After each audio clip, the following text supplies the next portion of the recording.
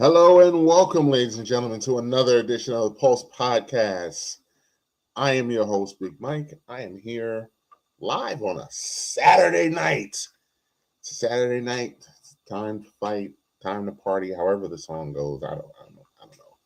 But we're here live on a Saturday, recapping the sports world. It is a lot going on in the sports world, and I'm going to recap it, talk about it. Got some live action going on as we're going to be doing this pod. So it's going to be a fun night. We're not going to be on too long.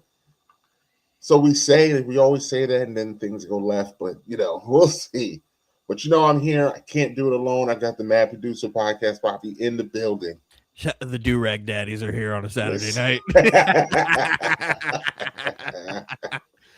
We are here, ready to go. You watching this Niners Seahawks game? Tell me. Yes. Okay, I'm about to say, did Donald just trip or did disaster happen? Who's winning? Who's winning? That's not a quarterback stat. They've been running the football down the fucking throat. How did they score that touchdown?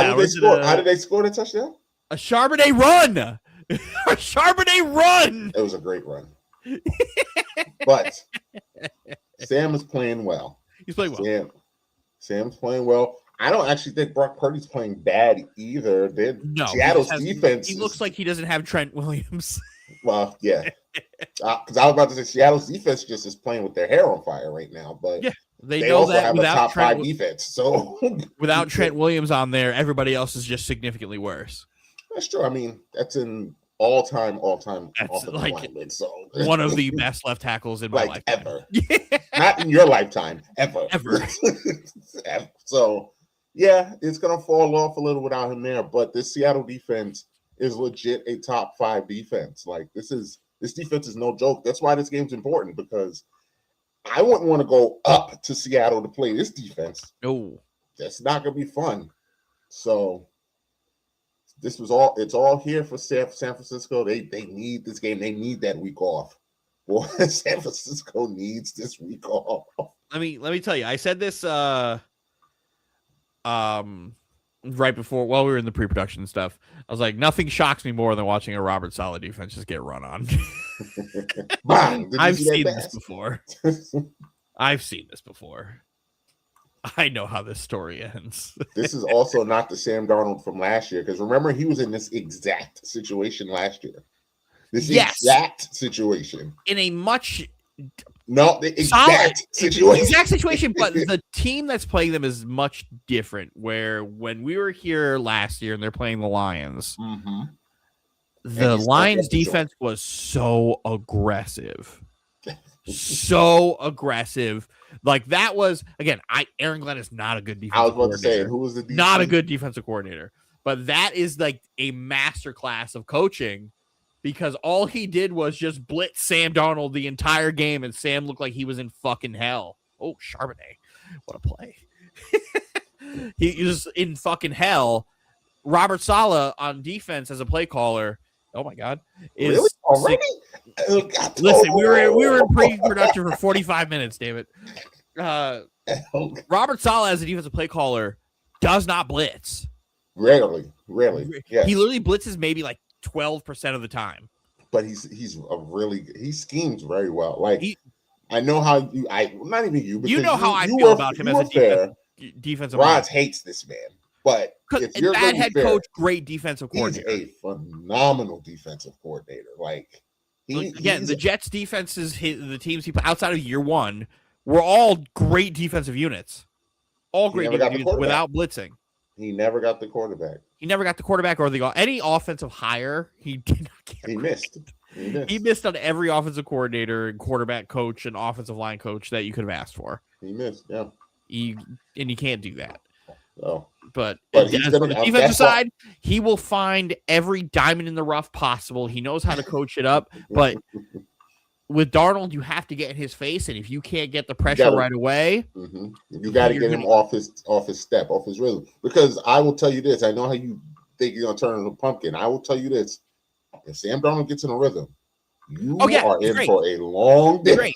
If you let him get to the high point in his drop where he can see the field, long night. You in for a long day. Long night. That's why you need to blitz. You can't just keep going 4. And he has JSN on his. You in for a long day. So keep going 4. Not when you don't have Bosa or any of these guys, or no Fred Warner. Like, you can't afford to do it. Yeah, that Fred Warner injury hurts. Hurts. But much different situation here. Saleh's not going to blitz. Those guys in Detroit will. I wonder who they end up playing in their first game. If they win or if they lose. If they win, right? Seattle. Yeah. I don't know, because the NFC wildcard's crazy. I don't know. It'll be probably they'll be the 1 seed, so they'll have the lower. They would play.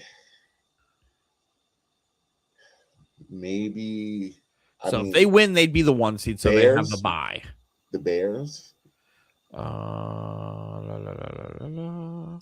Maybe the Bears, because it doesn't. Does it reseed? It doesn't reseed. Let's see. Right now. Well, right now they would play the winner of the Packers Bears. That's what said they would play Packers Bears winner. But they would get the lowest seed. So, no, they would get Tampa, San Francisco winner.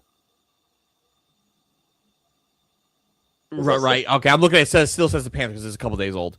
So, they would get Tampa, San Francisco winner. So, we could get a rematch. Because I don't think – well, I mean, we don't even know what's going to happen in the NFC South. I don't know.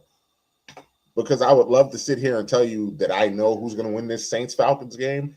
I have no idea who's going to win that. Is it the Falcons win? They're in? No, the Falcons win. Carolina's in. Oh. Falcons win. Carolina's in. Falcons lose. Tampa's in.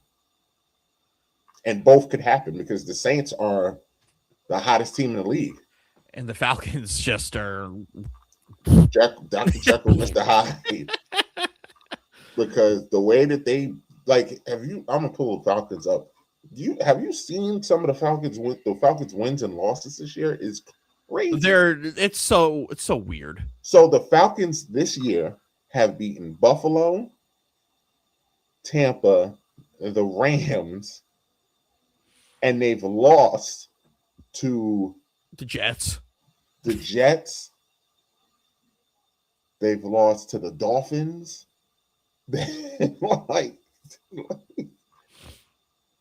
It's remarkable. You can't lose to awful teams. That's why I always say it matters who you beat and who you lose against. Losing to the Dolphins and they got blown out by the Dolphins. You can't lose to bad teams. Blown out by the Dolphins, lose to the Jets. The Falcons should be in the playoffs. Yeah. The Falcons should be in the playoffs right now. Question. How do you think Michael Penix is a guy? I do, but I'm starting to, because another season ending. I don't know how it's gonna get to a point where he's human. His body can only take so much. Granted, he's not this mobile quarterback, but he's a quarterback who can move. But you still lose something every time something like this happens. Mm-hmm. And he's young. Because even when I watch him play, all this year, I'm still kind of I don't know. He's wildly accurate, though. He's one, his old man game is going to be really good. His old man, if he had the Colts offensive line. Because there's still parts of his game where I'm just he still doesn't do a good job of getting guys the ball. He doesn't drive the ball down the field as much as I would like him to. He gets Drake London the ball, and that's about it. Mm-hmm. Mm-hmm. And I'm there's so much meat on the bone there in that offense. That's he's a breath of fresh air because Kirk Cousins can barely throw the football past the line of scrimmage. But if you could move off of him to get a different quarterback, do you do it? I might. Because not in this draft. Well, they don't have. Well, I'm not saying draft. I'm saying you go after Malik Willis. Do you go after Malik Willis? because that Kirk Cousins contract got to go somewhere, right? Because Kurt ain't retiring to the last second on that contract. No, Kurt ain't going nowhere. Shout out to his agent, best agent in sports history. Because But the problem is they gave up their first to move up to get him. I would take a run at Malik Willis.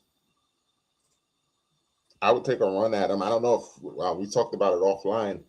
I don't know if they're going to get him. There's teams that need Malik just as bad.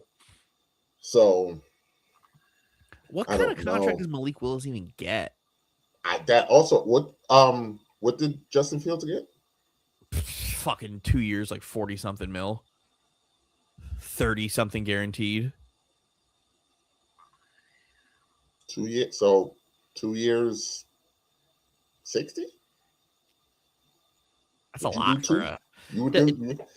He's got to get more than Justin did. He's got to get more. Does he? Because that Justin Fields contract looks awful. But Justin Fields contract's awful. But he's better than Justin.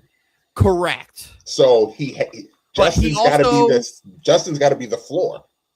But we saw more Justin than we know Malik. You remember when he left the Tennessee? I was still. The problem with Tennessee was everybody in your organization was fucking horrendous on the offensive side. Yeah, you gave him no wide receivers. He didn't know what the fuck he was doing. No wide receivers. He had no type of coaching. He had nothing. It was just go figure it out. And he went to a better situation in Green Bay where he had a good coach. He got coached. He got coached. Would you believe it? A player that got coached and got better because they told him what he was doing wrong and he corrected it. That's why I'm very interested in this Trey Lance game tomorrow. Yeah. Because I still think he stinks. I think Trey Lance is fucking awful. We can talk about how bad Zach Wilson is in that draft.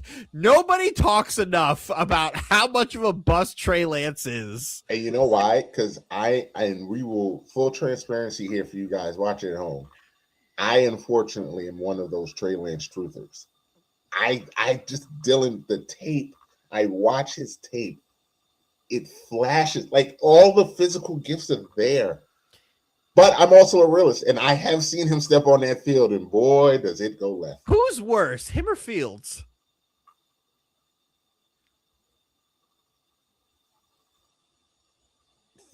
Could that be TBD because we just don't have enough Trey Lance? I don't think I have enough footage on Trey because I also think Justin isn't the worst quarterback in the league. So no, but he's one of. He's in the room. One of. He's in the room. He commands eyes when he walks in that room. Like he has an aura when he walks into that room. He's in the room. But I also think he can walk out of that room and walk into the just below average room. I think he can get in that below. I think he's too far gone. I don't think he's too far gone. I think because I also like when Justin flashes, like those guys in that room, even when they flash, it's fluky shit. It's just fluky stuff. That's Fields. Fields flashes fluky. Because I've seen Fields get in a rhythm and actually play like a quarterback. But then he doesn't do it the next game. He's inconsistent. That's why I'm like, he has more flashes of fluky than he has consistency. And that's kind of how he's always been. I guess what I'm saying is the ceiling is so incredibly high. So high. That's what it is. The floor is fucking horrendous. That floor is bad. The ceiling is so high. The ceiling is top Cam 15 Newton quarterback. The ceiling is Cam Newton. No, because Cam was an MVP. Justin Fields' ceiling is not MVP. If Justin Fields at his best is Cam Newton. If he were to tap into every bit of potential that he had, the play style is the same. He's not as big as Cam. He's not. Yes, he is. Do you not realize how big Justin Fields is? Justin Fields is not as big as Cam. Cam's a fucking tank. Justin Fields is like 6'5", like 220. You don't present that way. No, he a little bitch. No. Oh, he's 6'3". Thank you. He's 2 inches shorter. 2 inches shorter. 6'3", 227. So take the 2 inches and apply 10 more pounds. What did Cam Newton play at? Cam, I promise you, Cam paid at 240, 250. Cam was a tank. 6'5", 245. 245, goddamn. That's a large human. Tank. Large human. Tank. Like, and I still think Justin could have been that. I still do. Like, and there's another world where Justin Fields is just a slightly smaller Cam. No, I just think there's another world where he hit his ceiling. And that's what that also, like, if Justin Fields is on the Bears right now, I think the Bears are just as good because Ben Johnson knows how to coach. Disagree. Ben Johnson knows what he's doing. He can know what he's doing all the time, all he wants. The problem with Fields is his ability to throw the ball. He's just late. That's the thing. You can't be late in that offense. You want to know how I know? Oh. I know how I know you can't be late in that offense? The Jets run a similar offense. And guess who was always late on throws? Because the wide receiver routes combo and schemes in that type of offense is heavily on deep crossers. There's not much they do that don't involve a lot of mesh concepts and crossers. And he's late all the time. His receivers also stink.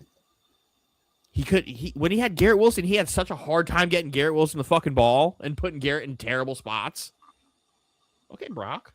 That's you see me shaking my head like, okay, Brock. Okay. Like, you have to be able to get Garrett is at his best when you get him in space. You know what he failed to do time and time again? Get the ball in space. Get Garrett in space. That to me is more on the offensive coordinator. Like, no, but again, I would agree with you if I didn't watch every fucking snap like 4 billion times to watch that he's just getting the ball out late. That's the problem. Late. And you know who's better than every wide receiver the fucking Bears have? Garrett Wilson. Every fucking one. DJ Moore is pretty good, though. DJ Moore is pretty good. DJ Moore's pretty good. I'm not going to insult him with just poo-pooing like Garrett just steamrolls him. Garrett Wilson DJ Moore can play. DJ Moore can play, but he is not a good like route runner, and him and Caleb just don't like each other. They don't like each other. You can just tell the energy, the sync. Their relationship to me is what we all think AJ Brown and Jalen Hurts' relationship is. No, that's just wrong. I think AJ Brown's not an Eagle next year. I don't think so either. Oh, we got to fight? Oh, yes, we do. We got to fight? Jawan Jennings. It's all fighting with Tariq Woolen. Jennings gives me such Crabtree vibes. Is it because he wears 15? He's a light-skinned dude who wears 15. Oh, I didn't even realize they bore the same number.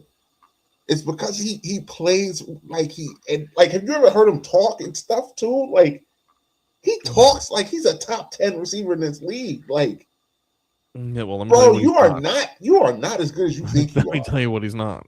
Like, you are not that good. Like, let me tell you what he's not. Like, I can name a bunch of teams where you're not the number one receiver.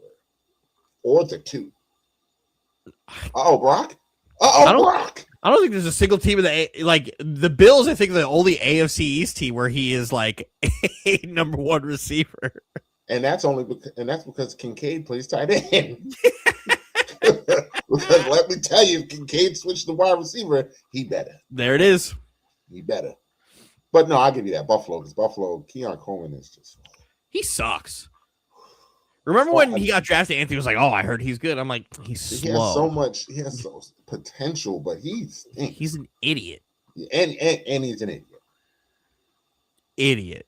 I'll never forget the game last year where it's the Bills won. He caught a ball like with 10 seconds left and tripped over himself on like the 5-yard line, and it was the best thing that happened to them. Oh, I know what game you're talking. Yes. Because they end up just killing clock, timeout, and kick the field goal. Because he absolutely would have tried to score if he could. Because he was just going to go run in the end zone. And he tripped. Yeah, he tripped. He was absolutely just going to go run in the end zone. He'd be like, guys, I did it. He tripped and fell. Guys, I did it. And they just bled the clock and kicked the You guys proud of me? Just looking for high fives. Meanwhile, Sean McDermott's just like, get on my fucking face. Oh, is that picked off? Was that picked off? Oh! Oh, was that picked off or was he out of bounds? Let's see. Brock's walking off the field. That's an interception. That is an interception. Oh. That sucks. Oh, that ball got tipped. And then McCaffrey, you have to catch that. No. CMC, no. He didn't even know he had the pick. It just fell in his. Oh, look at this. It's the football. It's mine now. Oh, no. CMC, no. You better than that, bro. You was about to. They was really trying to give you the MVP. Steven just texted me. That's just an unlucky interception. That's a Madden interception. That's a Madden interception. That's what we call the Madden script, where Madden just makes the game hard for no reason. Just no matter what you do, it doesn't matter. We're gonna find a way to. So you can go and you can win every fucking game in a season, but you're gonna play the fucking 2-14 team, and they're gonna play you like the 95 Bears, and you can't do anything right. You can't do anything right. That ball definitely got tipped at the line too, but C-Mac got to catch that. He got, because I can't blame Brock Purdy for that. No. I cannot blame Brock for that. No. He didn't do anything wrong. It wasn't late. It wasn't like. Just unfortunate. Damn. And that might be the season. Well, I mean, if they get a 3 and out here. Yeah, they still have a chance. They still got, that's a first down, though. That's a first down. If Seattle scores a touchdown, this game's over. 98-yard fucking touchdown drive incoming. Seattle scores a touchdown, this game's over. Oh, well. Oh, the Niners are still my Super Bowl pick from before the season. Mm-hmm. Good job. Listen, everybody exploded. They're still a 12-win team. Granted, cupcake schedule, but they're still here. They're still here. Speaking of NFL picks,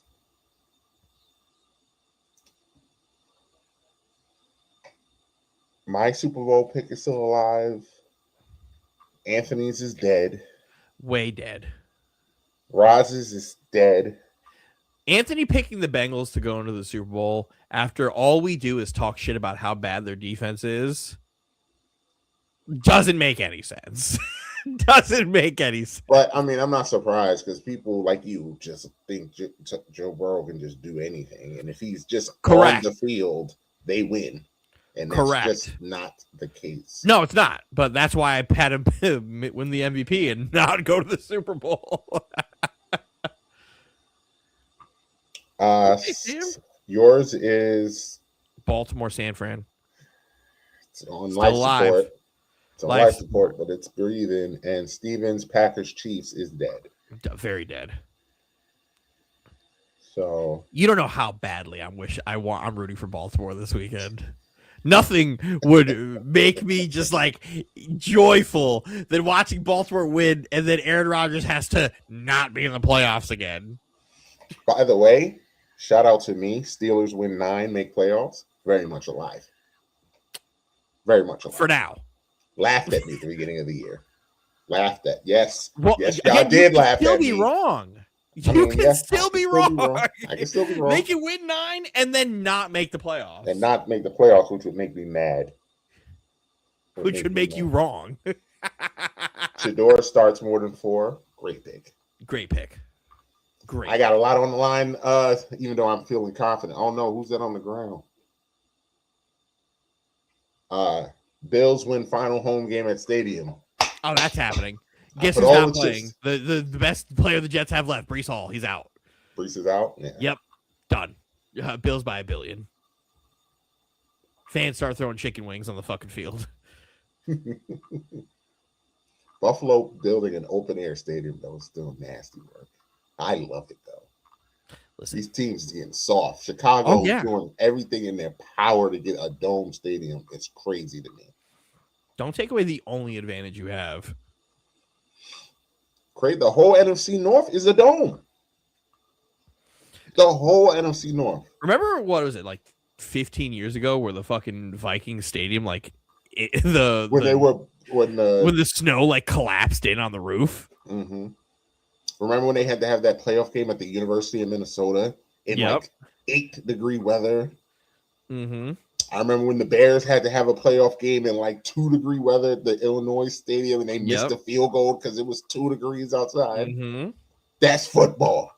The Packers is the only real team. The rest of y'all soft.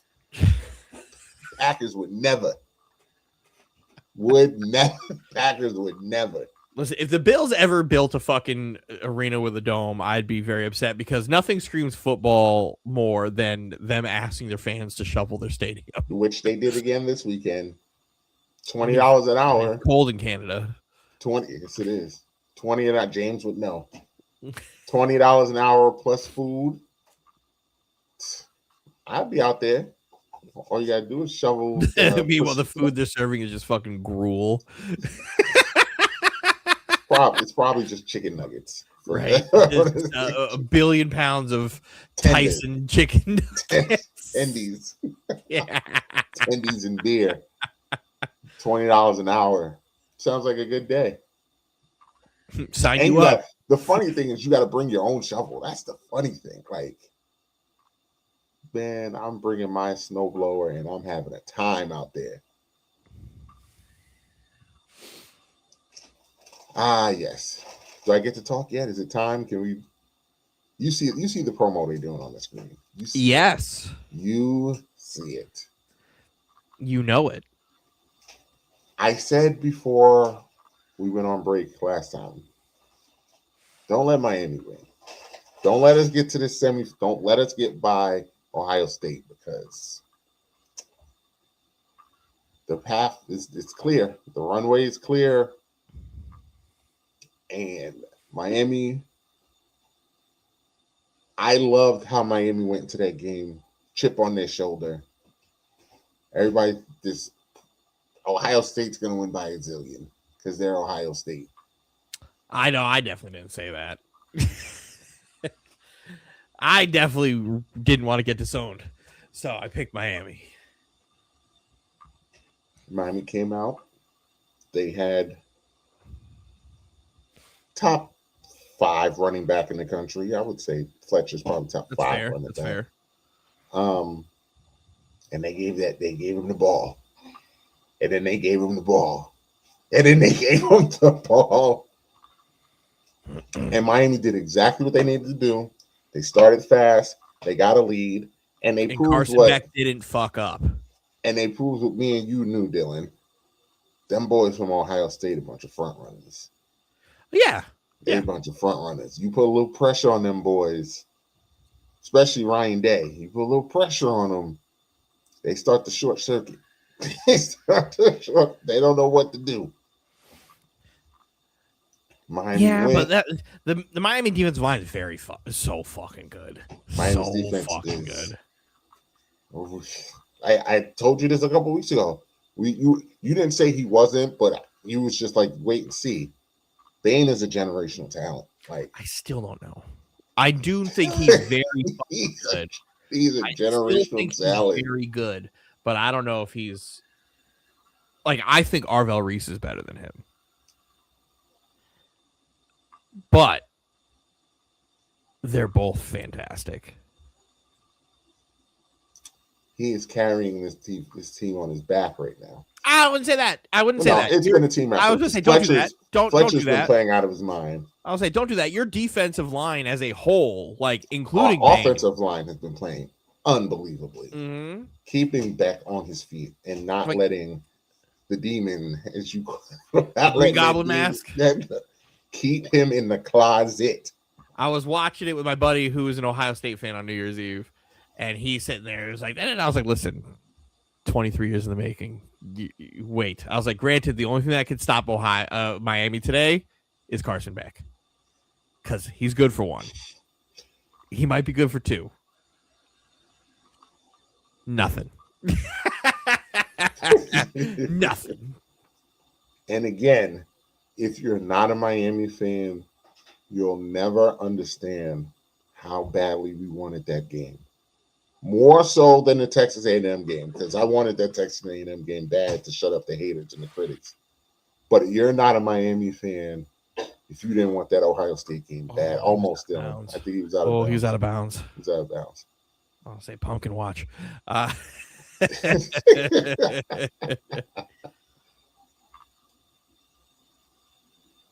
No, not even close. No, okay. Not even close. That was a bad throw, though. That's a Demon. Throw. That's the Green Goblin mask we were just talking about. That was a bad throw. But San Francisco got to get off the field, man. They don't let this drive's been a backbreaker. Yeah, because it killed like 4 minutes already. There you go. 3rd and long. But yeah, Miami got it done. On to the Fiesta Bowl, on to Arizona. All the legends will be there one more time. Playmaker, passion. Drugs. Love it. Love the passion from the Playmaker. Drugs. He needs to stop doing that thing where he gets on all fours. He needs to stop doing that. Listen, Unc even Ray Lewis is getting sick of him. Even Ray Lewis is getting sick of him. Don't get me started on Ray Lewis, because all the legends are there. We're all wearing our green and orange and white, and Ray is in a full suit, just too cool for school. Man, if you don't put the team colors on, you want to be seen, then be seen and put a shirt on. That you can't tell me that they ain't got a shirt in your size somewhere that you could put on real quick. They definitely do. Put a shirt on. Put it as Warren Sapp with. Put a shirt on. Put a shirt on. But I'm happy for the U. This is the problem that we're gonna run into here. I'm happy for the U. I don't think the U wants to see Indiana. I'm not worried about that till we get there. Well, correct. You shouldn't be overlooking Ole Miss because Ole right Miss now. Is really good, even though they're on turmoil. Sam Darnold. This game's over, Dylan. This game is over. This game's over. Hotty toddy, Ole Miss. I can't believe they beat Georgia. Let me tell you something. I can't. That boy Trinidad Chambliss. That boy just got himself some money because everybody looking at him. Dylan, that boy made himself some money. He may have to come out because oh my goodness, he had a couple that play where he ran backwards like 10 yards in the end zone. You know how much I hate that shit. But that shit works in college. You could do that in college. Oh my goodness, what a play. He had a couple plays where it's just like, bro, this dude's really good. He's on, as you would like to say, his Caleb Williams level of improv. That shit's good, man. He may be forced to come out. He might have to. Because technically he's a senior. And he tried to get like a red shirt. I think last year, and they denied him. Because I just looked, I was like, he's like 23 years old. One of your old men college football players that you love. Granted, he only played 4 years, so stop it. We only have a couple years left of these COVID 6 super seniors left. We only got too much more time with these. Seniors. I think next year might be the last year of like, hey, we have 2 years. 2 years we'll have like one more of like, oh, we have the COVID year and COVID super seniors. Because we can't keep having these Brandon Whedons come out of school. Man got 2 kids, married, out here playing with 19-year-olds. Listen, Trinidad Chambliss, he puts up these numbers. He gets himself into like day 2. He's got to be in the same range as Ty Simpson right now. Yeah. Close. Yeah. Ty probably would still go before him, but it's got to be close at this point. For me, there's not a world where you could draft Ty Simpson higher than you drafted what's his face?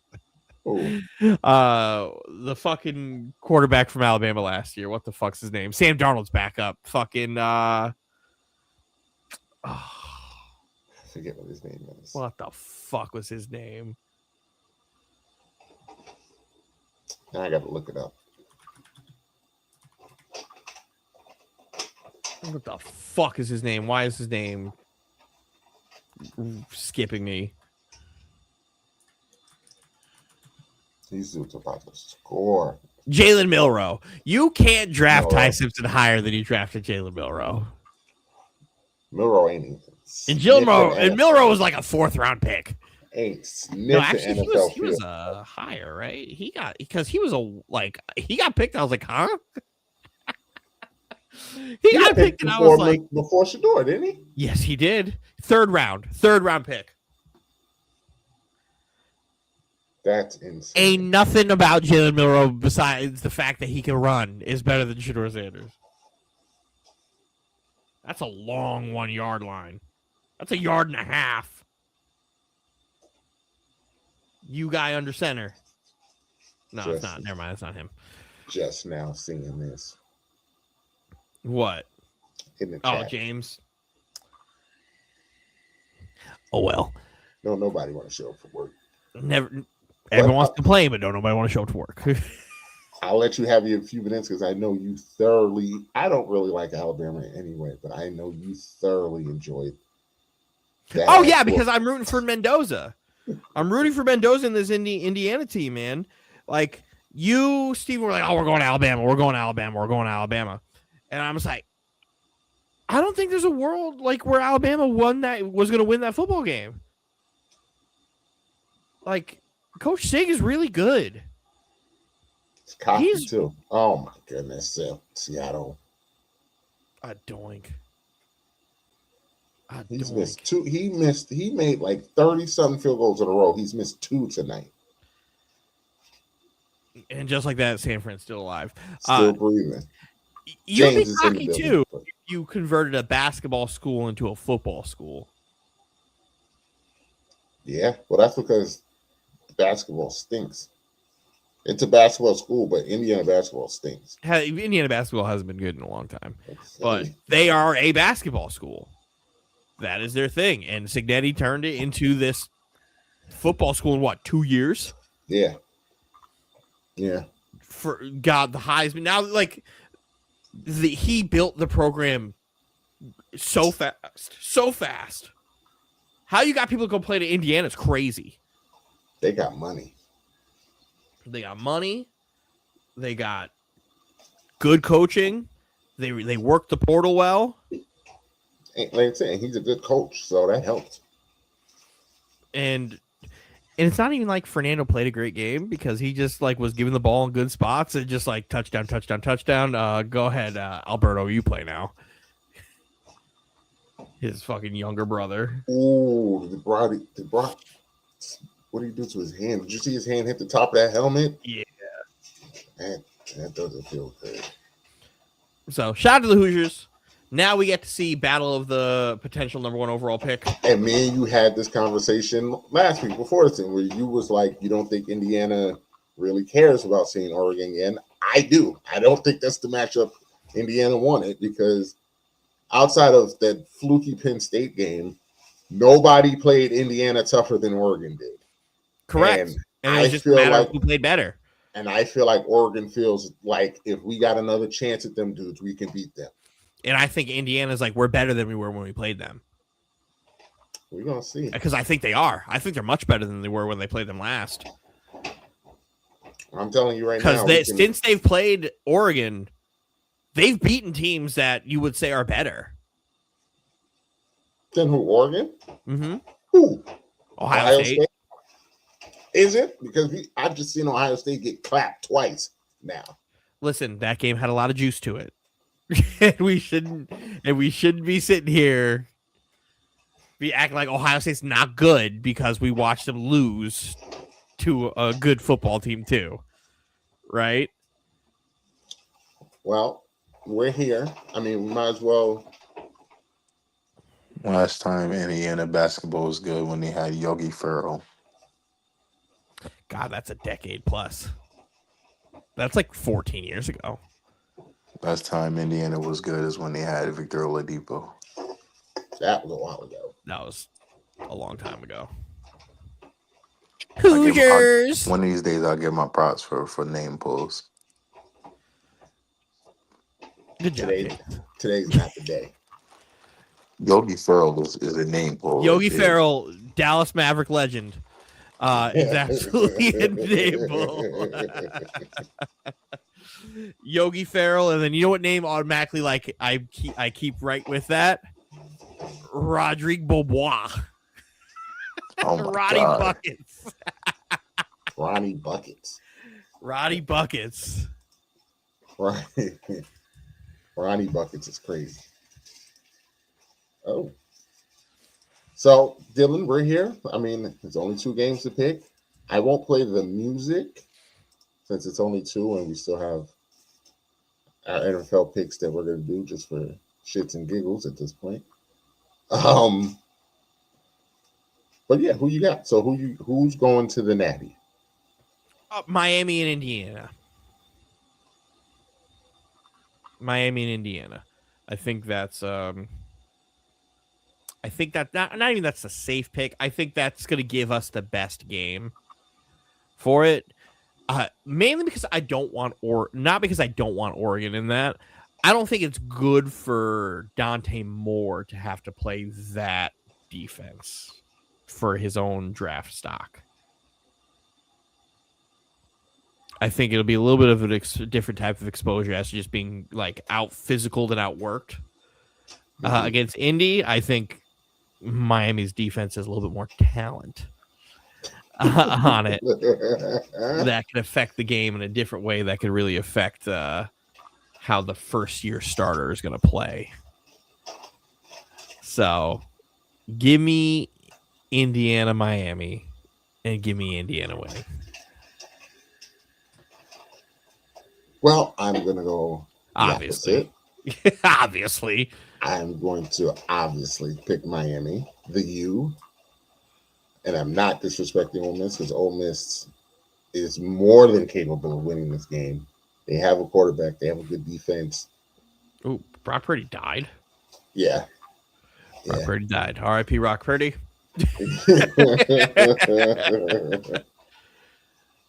Former Jet cast-off Leonard Williams. Oh, he got folded up. Oof. Oh, yeah.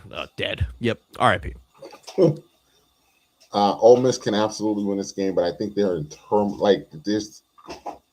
the coaching staff don't want to be there. The players, some of the players are staying. So Lane Kiffin is ruining this team in real time. So I think Miami will win. But I'm going to pick Oregon. I'm going to pick the Ducks. I think the Ducks are going to win. I think they're talented. I think they have the Ducks. Miami versus Oregon got you all fucked up, huh? Yeah. Maybe you shouldn't be picking them. I know. I'm twisted. Got you speaking in tongues. But I think we're good at Oregon-Miami national championship, and that's going to be fun. Let the record show Mike doesn't like Spanish people. So that's why he picked Oregon. What? Coach, what? My coach is Spanish. What are you talking about? Yeah, but he's whitewashed. Mike, he doesn't like Fernando Mendoza and his brother Alberto Mendoza. He said, "Get those Cubans out of here. We don't want them. We want Oregon to be there." That's crazy. Yeah, Mike. That's crazy. Dang, Mike just hates Cuban people. Crazy. What did they ever do to you? Seattle waving goodbye to from the bench to the fans. They won't be seeing them anytime soon. Love a good rivalry. Love a good rivalry. NFC going through Seattle is going to be. Good luck to whoever go up there and beat them, because with this defense and Sam Darnold not turning into a pumpkin, just still time.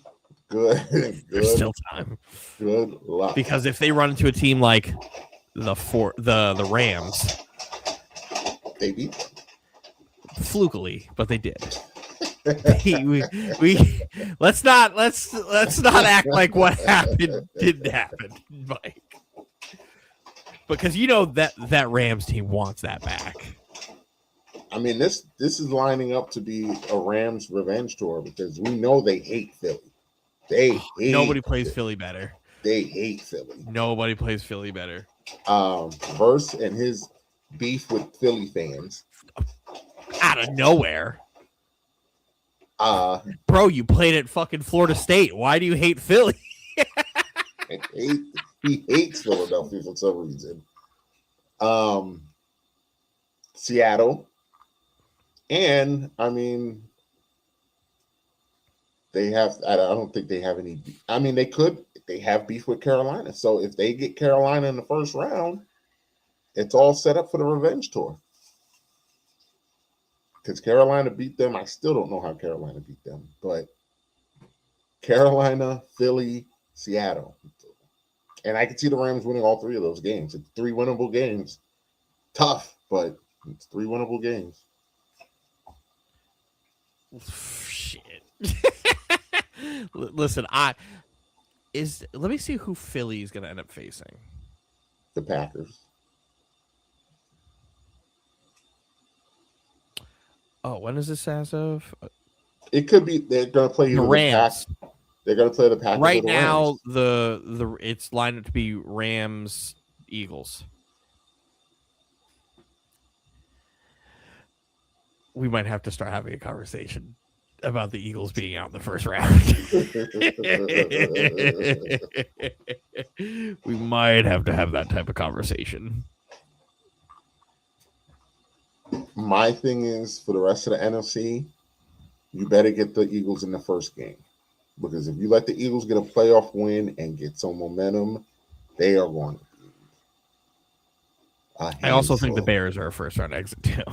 I've been saying that for a month. I've been saying that for a month. Beat Green Bay, but you beat not Jordan Love. I don't trust or believe in the Chicago team. I just don't think they're this good. I don't think they should be here. I think they got significantly lucky. Like I'm pretty convinced San Francisco's going to go in there, because it'll probably be San Francisco. Well, no, it might be Green Bay. It'll be Green Bay. Green Bay. Right now, it's Green Bay, Chicago. They're the walking wounded right now, but adding Trayvon Diggs is like a really good move. Sneaky good. Really good move to a team that still has like a good defense, even without Micah Parsons. Granted, this team has Micah Parsons right now with Trayvon Diggs and everybody they have. If they're all healthy, Packers. Next year, Green Bay is a Super Bowl team. Oh yeah. They might be my pick because they're just unbelievably loaded, everywhere. And they didn't just get Diggs on he was a free agent. They got him on waivers. They have his contract. He's on contract under them, and he has no guaranteed money. So if it doesn't work, they can get rid of him, which I doubt because him and Micah are besties. Micah told him to come here. So Micah probably told the Packers to claim him. Yeah. Nobody else is going to do it. I would have loved for the Jets to do it because of that contract being there's no guaranteed money on it, and you could use him on it. Please go get, but you just traded away a corner, so why do that? But I don't know how he didn't get picked up on waivers. Outside, I don't either. I thought for sure he was going to be a Raven. How did the Ravens let him fall? They would have had higher waiver priority. How did the Steelers not pick him up? Steelers, I don't get it either. Again, I know the team with higher waiver priority, but the money, I think. That's where it's they probably would have did it if he was a free agent, but I don't think they would have had the cap space to take on the actual size of the contract. Where the Packers are lucky because they don't have a quarterback on their books. But, and the Steelers are paying a ton of other people. Yeah. All on the defensive end. And then whatever DK Metcalf is. But, all right. since Breezy is here, and I'm sure he wants to talk about basketball or anything else, let's play the music.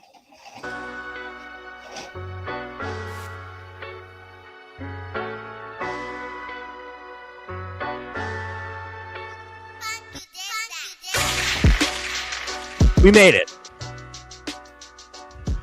As you can see here, I'm your champion. Very clear. All right there. A whole 12 points ahead.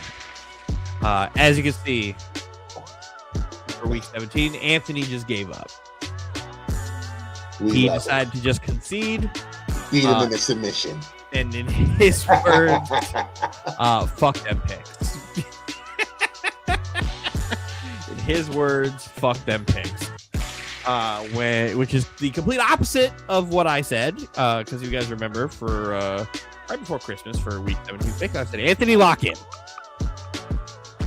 He didn't lock in. He did no such thing. He did not lock in. Granted, it would be tough to do it because let's say he had a perfect week. He got 659. He would have come to this week down 5. Done. There was a chance. Door because closed. We know week 18 to be a wacky thing. Yes. Because you have teams benching players, teams like the Rams saying that they're going to be playing their starters no matter what happens seeding wise and playing. When that doesn't mean they're not going to get fit at any point. Doesn't mean they don't get benched after halftime. Which is why. And then Anthony tried to send picks today where he picked the Jets, but like he immediately ran to pick second. He's like, I'm picking the Jets. Shut up. Shut up. Believe it or not, the Bills are still playing for wherever they're going to be seated, I believe. Mm-hmm. So, and it's the last home game. You think they're not going to play their fucking starters all the way through? Granted, they're probably playing the bench halfway through, but neither here or there. They start playing Brees Hall. But at this point, everything is solidified. Mike can't get higher than 4th technically because James is higher than him. And then you can't get higher than Roz, and then can't get higher than me. It's been a fun season. But me being your champion, I appreciate you all. Thank you. Well deserved. I did a great job. Congratulations. Anthony's going to try to hoe me out of my meal now. Can't wait for this battle because this is going to be... He's like, we're going to McDonald's. I'm like, that's not how. Mike may have ruined it for us last year. I didn't ruin anything. I didn't even want to go there. He wanted to go to that restaurant. So you said you put the name out, and then he said fine. So that's where you want to go. See how this goes. It's always Mike's fault. It does always, and then like promptly, Mike just Anthony says last year Mike screwed me. I'm like Mike didn't do anything. I screwed him. That's right. All I did was win. That's all I did. All I did was win. The problem is Anthony screwed Anthony because Anthony likes to think he's fucking. I'm smarter than everybody. I'm gonna fucking pick the Titans. Neo in the Matrix. I'm gonna pick the Titans. Yeah, the most. I think he had more 3-pick losses than anyone. He might have more 3-pick losses than I had losses total. All right, that's a little much. That's a little much. Let's see how many losses I had total. So 1, 2, 3, 4. Okay, never mind. 5, 6, 7, 8. No, keep going. 8. There's no way you win a month without getting a game wrong. Oh no, do you want to go look yourself? You have access to this. And then I had here. How many repeats did Anthony get wrong? So that was 10. 10? All right, so 10. So Anthony got 1, 2, 3. Jeez.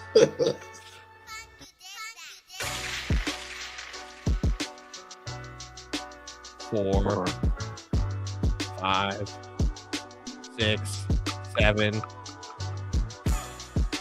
8, 9, 10! 10!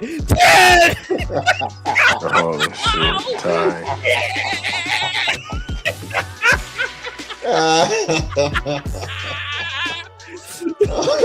Oh, man. Come on, Anthony. God. Let's fucking go.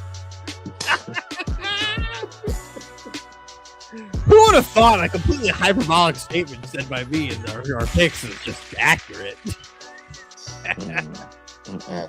Who knows? After this week, he may take over and have more because he's not going to send. I don't know. I mean, he said picks. I mean, we can let him. I mean, we could technically let him rock. Roz didn't cement any picks, so Roz, it doesn't matter. It doesn't matter. I won. Stop the count. Stop the steal. Stop the steal. So it doesn't even matter. These picks now are just for shits and giggles. So.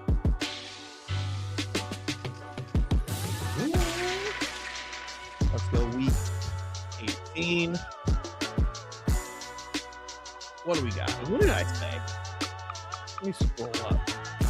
I completely forgot my picks.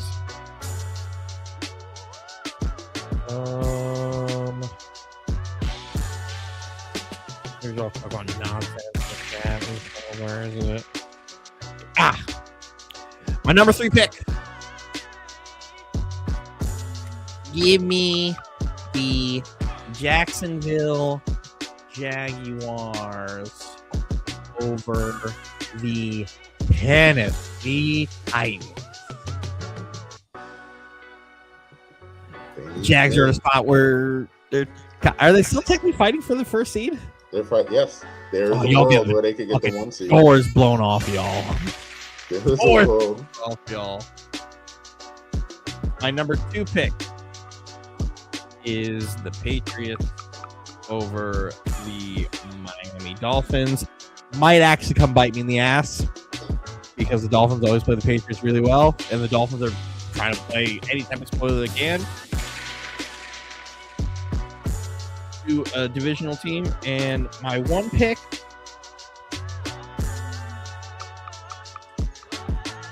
I'm changing my 1 pick. I'm gonna take the New York Jets. And Mike, let me tell you a secret. Let me do it right now. I'm losing that. We're gonna throw that one away. Just so Anthony can. He said, "Fuck them picks. Fuck your picks."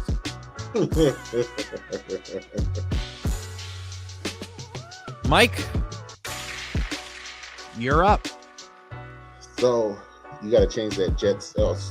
So you're just giving yourself. I'm giving myself that loss. I'm just giving myself that one. Are you giving Anthony the Broncos as an L? No, I just didn't change. I didn't change it yet. So I just hold the white. I am going to. I'm looking at it now. I'm glad that we didn't do today's games because I would have got both wrong. So, give me Houston as a 3 because we're on the train.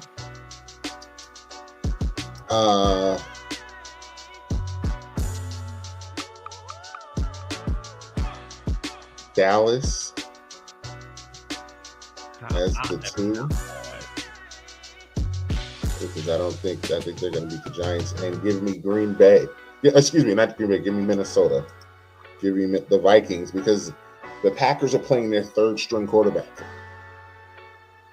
So the Packers are saying the Vikings are also playing their 3rd string quarterback. The Packers are like, fuck this game. Mike, I'd like to make a change. Oh. Are you picking the Raiders to win just because you want the number 1 pick? Yes. And I think Kenny Pickett beat this Chiefs team. I really do. This Chiefs team as currently constructed. They've quit.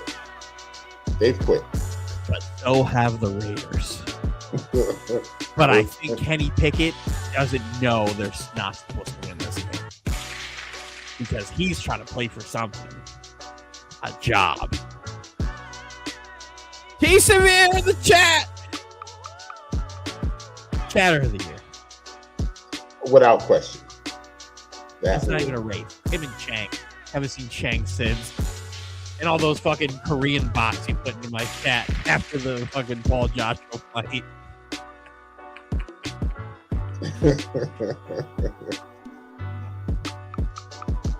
Shout out to T Severe too, because without him, boy, the Speakies would have been a whole different party. How much different would they have been? I can't wait to tell you afterwards how much different it would have been without his bracket and Roz's bracket that he submitted secretly the night before. But listen, I was doing God's work, getting them all the information they needed to even submit brackets. He was, because it was making you just reposted things that was already in the chat. Nothing you put there was not all, but nobody knows how to use chat. There was nothing that you posted that wasn't already there that they could go get. Who fucking knows? Are we cutting the beat, James? Are you even picking this week? Are you even here? Shut up and cut the beat.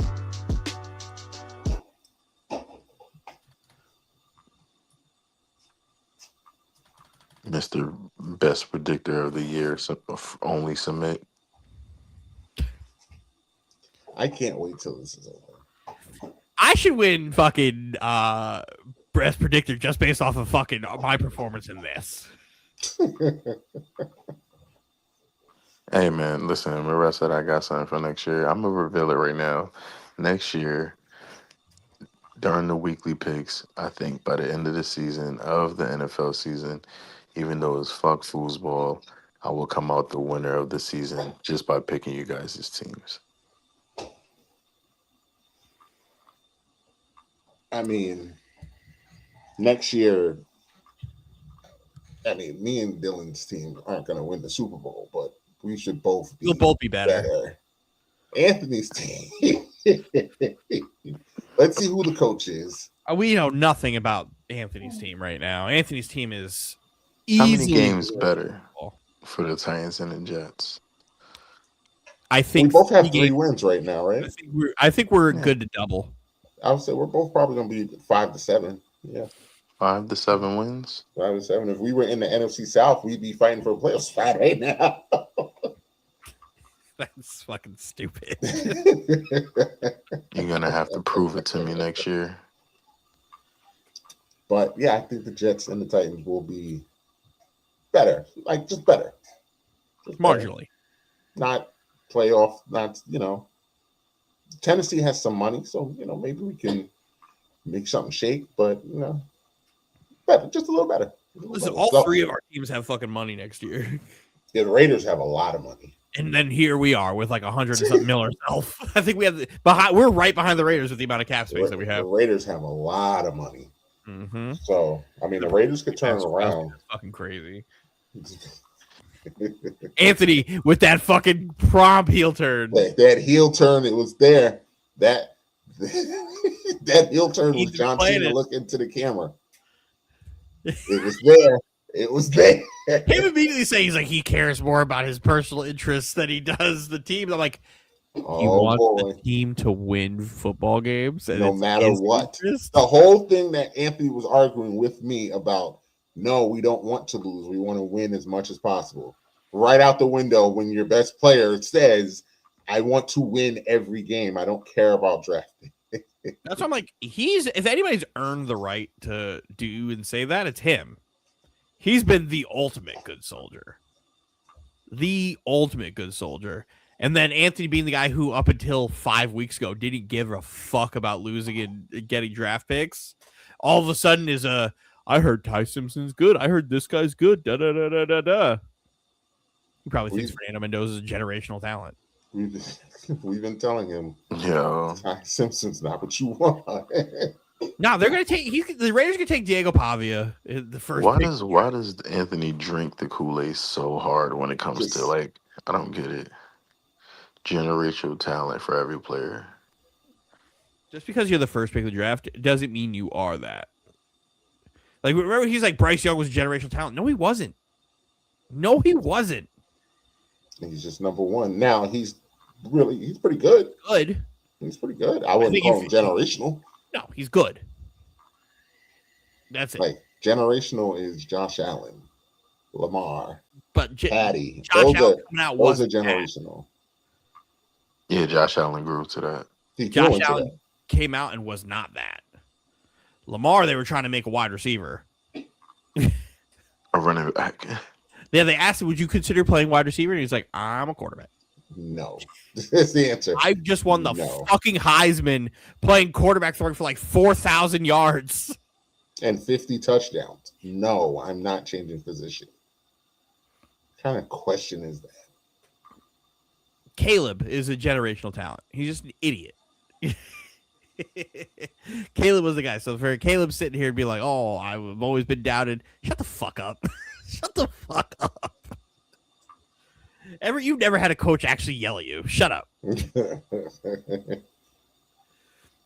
right, James, beats cut. Go ahead. Trying to remember what my picks were even. Let's see. I dropped them in the chat, didn't I? You did. Are you going to beat the rumors that you also don't know how to use the chat?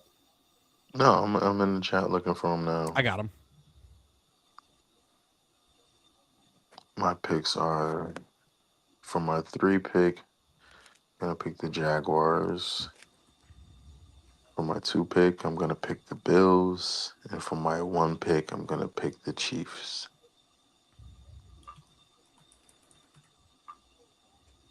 Shocker. What a shock. The Raiders are kind of still lose to the Chiefs. I don't know. I don't know. What if Pete Carroll's just like, I'm going to put on a fucking masterclass of coaching? How can he masterclass that team? That team is like brittle. I mean, the Chiefs are like dead. That's what I'm talking about them. I'm talking about the Chiefs. Yeah, he masterclass by just deciding, like, remember, oh, wait, I'm a Hall of Fame head coach. I'm way better than, like, this team's showing me. I have a little bit of talent here. Let's try to make it work with this guy who the Chiefs having this guy I've never even heard of playing quarterback. They got to go get tape from 2022 just to see him play quarterback. I was about to say they got to go get tape from the fucking 40s to find this guy. I have no idea. And I also feel like Travis Kelce is going to play. This is probably his last fucking game of his career. It might be. Travis Kelce aged like 10 years this season. No, it's been a steady decline over the last like 3 seasons. It's been a decline, but he just didn't have a Hall of Fame season. He still had a very good season. But he didn't have one of his seasons. Yeah. He also hasn't had one of his seasons in like 3 years. So the decline has been gradual. I noticed it a lot when I drafted him in fantasy 2 years ago. And he had the single worst year of his career ever. Go out into the sunset as one of the greatest of all time, Mr. Swift. What do we have here? You guys are like the Durag boys tonight? I call those Durag daddies. Yeah. Wow. Mike has on a stocking cap. A wave cap. Daddies. Durag daddies it is. Mike, you don't even have a cape On right now. Mm-mm. but I have one. It's just not visible. All right. I can't. Did you announce when are we doing the speakies? It will be Wednesday night. Ross said he'll be there. Like he said he'll be here tonight. Don't worry. Me and Mike already talked shit about all y'all.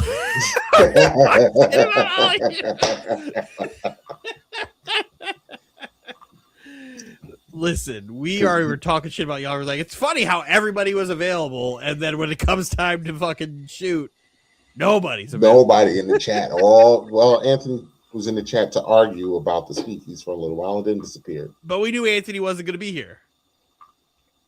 Only when they kept it real. To be fair, let's turn things back on Mike's fault. Mike didn't let anybody know we were actually recording today until about 2 hours before. No. And you didn't even say anything. You posted it on the fucking Instagram. I said it because I said it very yesterday. Passive. Very passive. I said it yesterday when we all agreed to it. You said today, but you did not give a time. What time do we always pod? We do not have a time period, Mike. I even made it 9:30 because I knew y'all were going to be late. Rooting for the Raiders this week.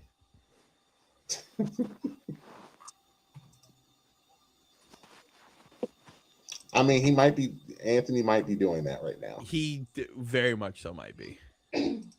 Looked like he was trying to do that on New Year's. You didn't see his New Year's post. Oh, dude, my phone was down. I was not looking at shit. He might have been doing that a couple of days ago. Let me tell you what I was doing on New Year's. Sleep. No. I was dominating. That's what I was doing on New Year's. So, went to a friend's house. Nice little get together. They had a game. There's a little toy microphone you put in the fucking middle of the table. Somebody reads off a card. They say a word. You have to, first one to grab the microphone and start singing song lyrics with that word in it gets a point. First one to 10 wins. Dominated. Yeah. Dominated. I'd have to see this.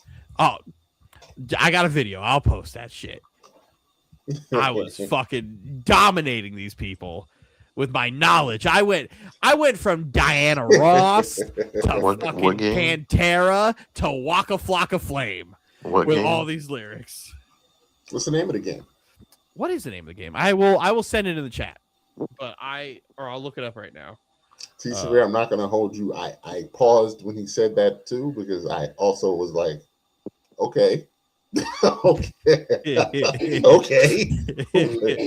I would never on air or around anybody talk about my lovely Janice that way. Okay, we're all grown here, I guess. We're not that type of pod. Once we get to After Dark in about 40 minutes. Oh, listen, let's talk about all the tunnels. The game's called Grab the Mic. Yes, the rubber microphone. Pause. It's a card. The board. Yes, I played it at my Marissa's aunt's house last weekend. I was destroying. I was pretty good at it too. You know what makes it really hard to play that game? Have music playing. Oh, we want to know what my obstacle was? Children. Children just grabbing the mic, trying to play, to say, "Oh, I want to play. I know songs," and just grab it if the word is fucking. That's not as bad as when they say, and it goes here, and it's like boom, boom, boom, boom, boom, boom, in the back of your head, and you're trying, and words are going off behind your head. And you're trying to figure out words to match that one word in a song. Oh, it's terrible. Here's what my obstacle was. The thing would be there. The word is look. The 5-year-old would grab the microphone, look at me, I'm singing, and then hand it to the person next to him, giving them an opportunity to do it where I can't grab the fucking microphone when I'm trying to. I almost fought this child. That child did get a forearm, not from me, but he was playing in the mix with a bunch of adults who had some liquor in them. and he may have gotten crossface. Not from Dylan. Not from me, because I would have punched him on purpose. But I would have. There's no shame in my game. I'll punch a fucking kid. I don't care. But that kid, forearm right across the face. And then while the kid's crying, he's like, "Oh no, I feel bad." I mean, that action kind of looked like you might have been the culprit. No, I would claim it. I would claim it. I have no problem. Again, I would claim it. If I punched that kid, I would let you know I punched that fucking kid. But I did not punch that kid. Mike, what the meme? He deserved it, but it wasn't me. He deserved it, but it wasn't me. Poor kid just wanted to. Fuck that kid. That's crazy. Who cares? That kid deserved it. Got everything that was coming to him. I don't even know what we were talking about. Oh, you and James were arguing, and then I talked to Severe, and then I talked about what Anthony was doing on New Year's Eve. Yeah. Hitting the slopes. Which is, again, why we suspect he's not here for the special Saturday episode. And he's been quiet for a while, so yeah, maybe. Oh, he knows when we're recording he's not here that he shuts the fuck up in the chat. It's like when you call out of work and you can't text your friends. Be like, I can't do the people who are working. Oh, I can't text them about work. Hate that mindset. If I'm not at work, I'm still texting you. Don't care. Yeah, you stayed home from school and you're sick. No fun. Nope, you got to stay home. You're sick. At least until once everybody's home from school. Damn. Yeah, you got to just sit home and watch fucking Maury while you wait for everybody to Jerry Springer. get home from school. Judge Mathis. That was just about to fly out. Judge Mathis. Judge Mathis is classic daytime TV. If you don't know about Judge Mathis, I feel bad for you. He used to do crack. Yeah, that laugh was a little crackish. Yeah, I know a crackhead when I see one. Judge Mathis. Oh my gosh. Funny man. All right, James, let's talk about. So what topic I did want to talk about was, again, this rule that I hate, this minimum game requirement rule for postseason awards. Why is it an issue again? Because Joker scared everybody in the NBA when he hyperextended his knee, and now he's out a month. And now, barring him playing every game for the rest of the season, which is not likely because he would have to come back at the minimum point that the diagnostics said he would be out, he is now not eligible to win any postseason awards, MVP or NBA. He can't win none of it. And now it has the MVP race. I wouldn't say it's wide open because I still think SGA would have been my pick right now anyway, but it definitely just cleared the runway for SGA to win the MVP. Listen, man, no one's exempt to the rule. That's just that. It's just that, It's a stupid rule. It's not stupid because when you think about, a lot of players fall victim to it now, whether if it's injuries or suspensions or whatever puts you out of the game and stuff like that. But I think those things were taken into context when they put the rule out to try to stop people from sitting and still being able to be nominated for these rules, so. And all that's happened since they've made this rule is these players have legitimately been getting hurt and now can't play and now can't get which awards. Is unreal. Like this, they literally put it in place because of fucking people taking breaks and fucking load managing, and now everybody's just exploding. Mm-hmm. Now you may have to just move it back. If you're gonna have the award, it's got to be a little bit less. 60 now. Or 55 games. Embiid got hurt because he was trying to play to stay eligible and then ruined his season because he tried to play when he should have sat down. That's what happened. Embiid, he tried to tough through it and made it worse. So, but James, I don't agree with that because Joker's going to miss a month. He'll be back in February after the All-Star break. If he plays all the games after the All-Star break at the level that he was playing, he should be the MVP. It doesn't disqualify everything else he did just because he missed a month. Yes, it does. Is it because by rule? Yes, it does.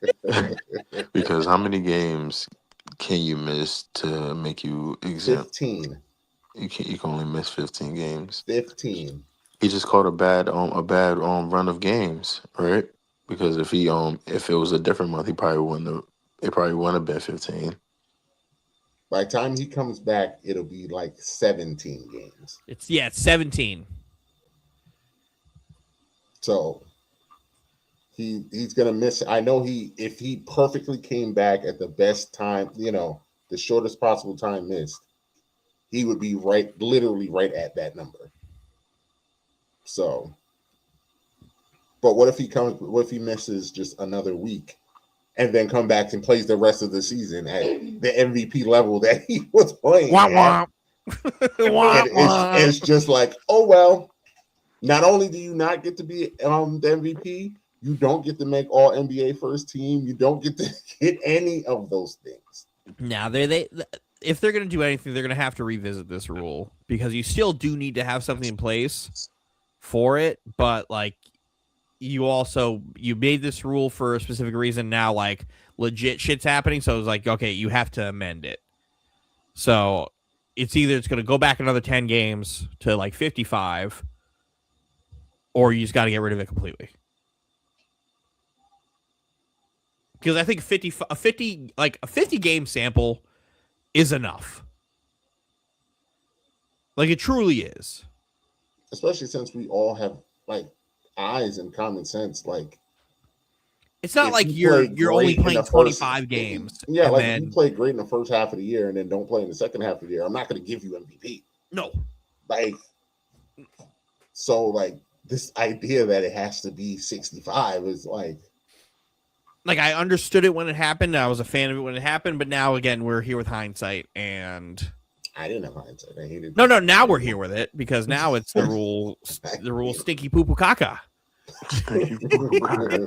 I think these players are also getting older too, man. I think that what's happening is these players are bigger, faster, and they're playing at a faster. Bigger. They're bigger, James. They're bigger. These guys are size-wise. I mean, there's only I think a few of them are. They're playing at a faster pace. Yes. That I'll agree with. They're playing at a faster pace, and they're playing like double the amount of possessions they were back in the day. Back in my day, we used to play every day, but barefoot through the snow. But all they would do is get the ball, dribble the 24-second clock down to 10, and then shoot run the ball from behind their heads. So I think the pace of play is what's really doing this. Since everybody wants to play 14 seconds or less, you get more injuries because it's more wear and tear on the body to play that fast all the time. Yeah, I mean, look at Kawhi. He had to get a steroid shot to score 30 and 40 and 50 points in these last 3 games. I don't know. Well, but Kawhi is right on par with his normal. The Clippers do this too, where they play unbelievably good in like December, January, and then all the way up to the All-Star break, and then we're like, man, the Clippers could do it. And then right around where his steroid wears off, and then they fall apart in the second half of the year. They stumble into the playoffs, and then they scare somebody in the first round, and then that's yeah. What was I about to say? I was about to say something. Oh, right, Clippers. We need the Clippers to start winning more basketball games. Who's we? The NBA. Why? Because of the sphere? No, because do you know who has their draft pick?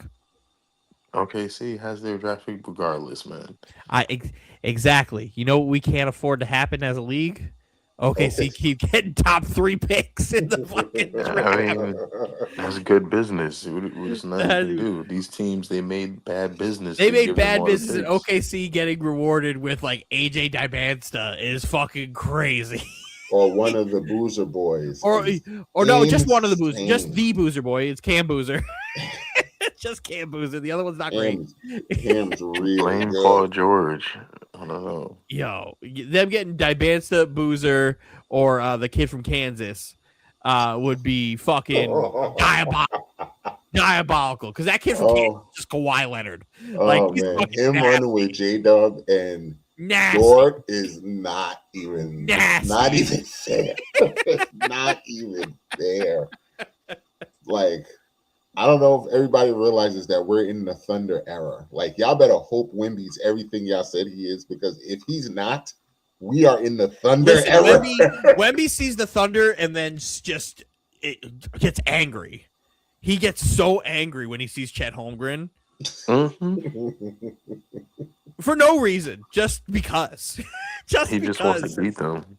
He sees him. He's like, they've compared him to me. Fuck him. No, sure, he's a great guy. Fuck him.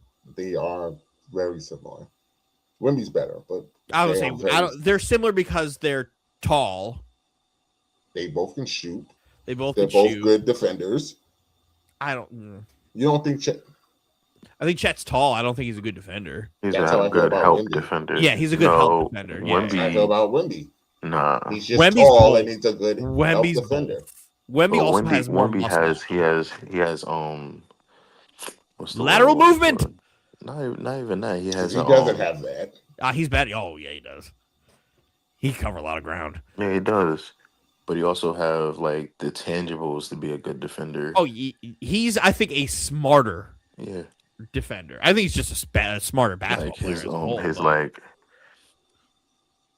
what's the fucking term? But like his instincts when it comes to blocking and stuff like that, all that's there, minus the fact that he's 7'4". I mean, but his instincts to block the ball and rip you as that big of a player and stuff like that, that's all there. Like, there's been plenty of 7-foot players that don't block. I mean, fucking my guy from the Minnesota Timberwolves, Rudy Gobert. Gobert is statistically one of the greatest defenders in NBA history. Yeah, but he's not blocking anybody close to Wemby is. He actually does. Yeah, Rudy gets a lot of blocks. Yeah, but to James' point, there's been too many games this year where Wemby has like 5+ blocks in the fucking game. Like, he's gonna have more blocks by himself than most teams do as a whole. Again. But like, he's also that guy where like we've seen players beat a tall defender because they're fast. He's also that guy that like you beat him and he still blocks you. He still catches you and blocks you. Because he's 7'4". No, because of he covers ground and catches you. Because he's 7'4". Okay, it's not about the height. It helps, but if he was 6'11", he would not be. Because people will get by, like, let's say, like, we'll use JaVale McGee as an example because he had the fucking wide ass fucking wingspan. You would get by him, he still would fucking miss.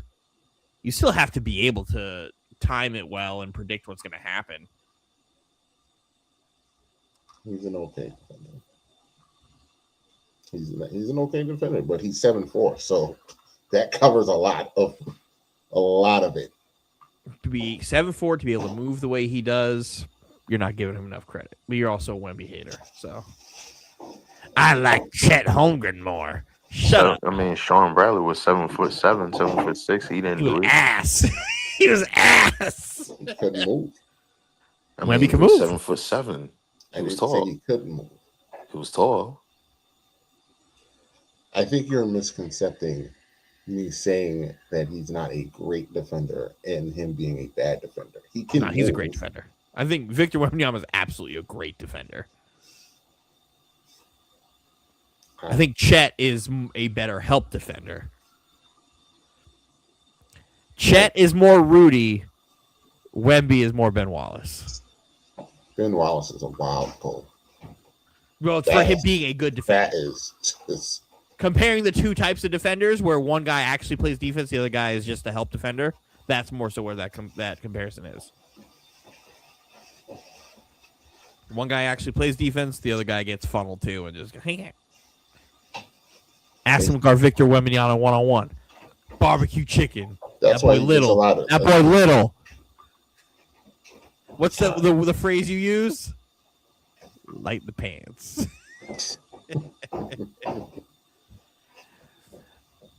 Mike does. Mike likes Chet more than Wemby. He always has, and he always will. Mike has had it out for Wemby since day one. Nana. We're not. We have the proof. We have the science and the technology to show that Mike has been the Chet guy over Wemby. That's true, and I tried to be there for you too. I was there in the beginning. And then Wemby started playing basketball. I just don't subscribe to the awe that everyone just act like y'all never seen anyone play basketball. He does normal stuff on the basketball court, and we act like we've never seen. What's normal about a 7'4" basketball player doing what he does at a high level? That's the part right there. He does not do these things at a high level. What does he do at a high level? He is not a great three-point shooter. He is not compared to guys who are 7'4". I'm not comparing him to guys who are 7'4". So we're going to compare him to Wembanyama to guys he is like not a Steph great Curry. 3-point shooter. He's not a great shooter. Like he's just not. Like I get it. He's 7'4". We don't. He's a 36.5% 3-point shooter, Mike, at 7 feet tall. I don't care how tall he is. 36.5. I don't care how tall he is. Yo, Mike. So why do you? Let me ask you, Mike. That means he's a good 3-point shooter. Let me ask you something, Mike. That's all it means. Can I ask you something? Mm-hmm. How did he get the name the Alien? Because he's 7'4". There's been plenty of 7'4" players. He's above the league average in 3-point shooting. Why do you think Kristaps Porzingis was named the Unicorn? Because he's tall. Because he's tall. There's been plenty of tall players. Mike, don't do this. Is it just his height, or is it? No. Is it his height? Hold on. Let me ask you. Was it because of his height, or was it because of his skill palette? His skill palette. Okay. If he was 6'5", would they call him the Unicorn? No. Okay.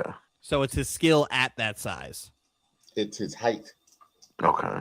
But you could have the height and not have the skill and not be called the Unicorn.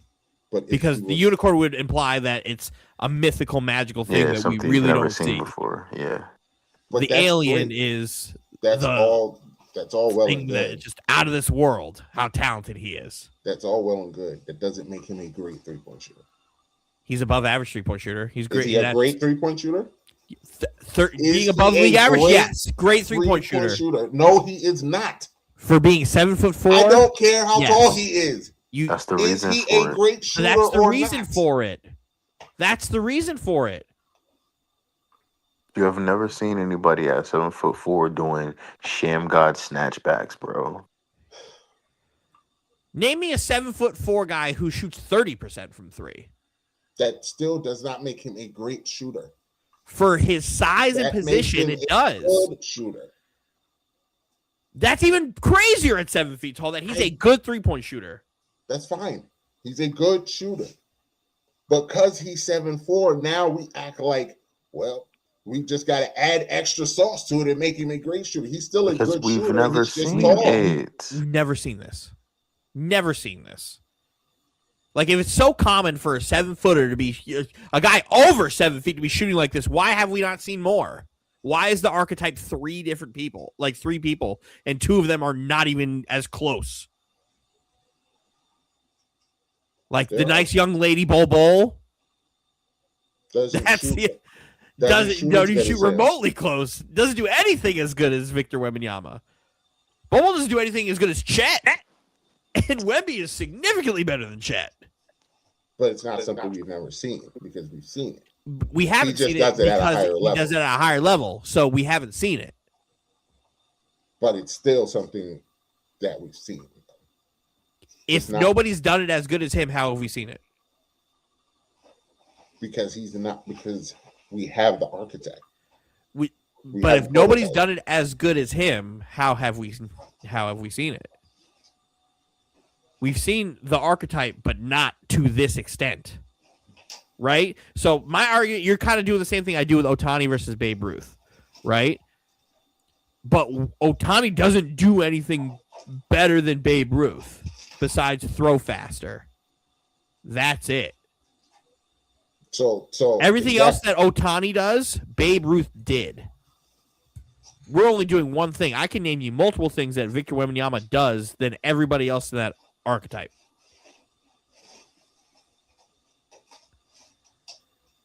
I'm confused. I don't know where this I'm confused now. Because you're saying we've seen him before because we have the archetype, and I'm saying, but we've never seen it done like this, the way he's doing it, because of how much better he is at it. So have we actually seen it? Because we're seeing something we've never seen. So then my argument to you would be, then why do you give Ohtani such a hard time then? Because he's not doing anything better than Babe Ruth. He's doing the same thing as Babe Ruth. He's not doing anything better than Babe Ruth on the pitching side. Hitting side, I think he's better. I do. But on the pitching side, he's not doing anything better. The only way I think Ohtani would be better than Babe Ruth is if he went out there and won a Cy Young, and I have to go and confirm that Babe Ruth doesn't have whatever the equivalent of that award is, because Cy Young didn't play like that. I don't even know if they were giving those type of awards out back then. We'd have to take a look at it, but I give Ohtani a hard time because we've seen everything he's doing before. He's not doing anything differently than Babe Ruth or at a higher level than Babe Ruth.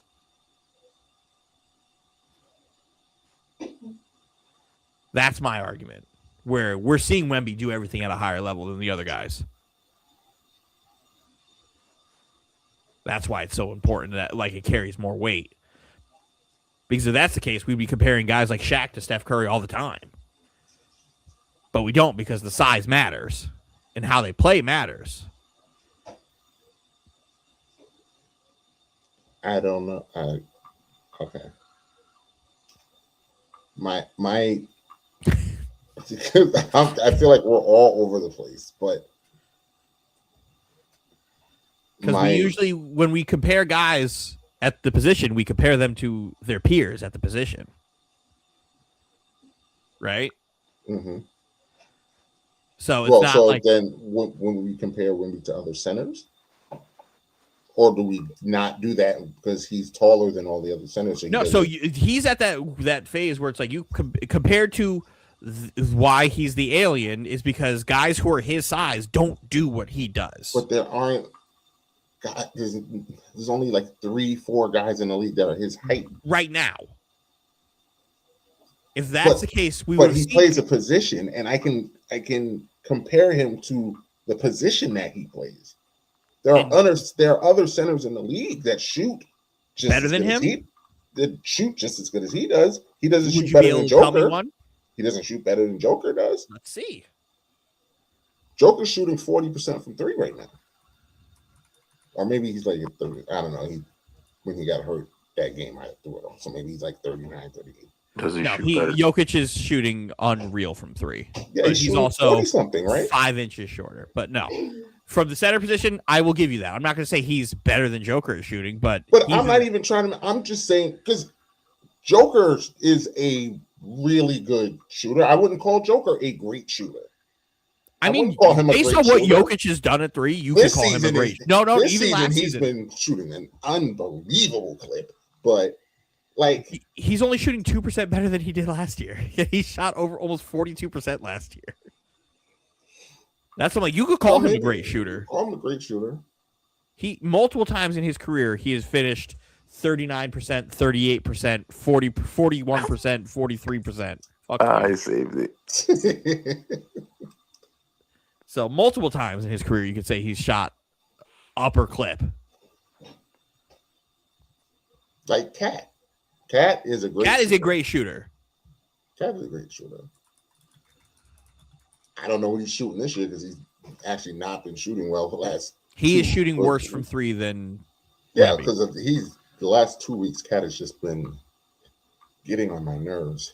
You was in the pre-show meeting. You heard me yelling at him tonight. You heard me yelling at him just a little while ago. How well is Nas Reed shooting? Another one. 37%, so a 0.5% better. Better than Wemby. 0.5% better. 0.5% better. Better. And Nas is not a great shooter. No, Nas is somebody you can put as a great shooter. You think Nas is great? He's inconsistent. He shot 38 last year.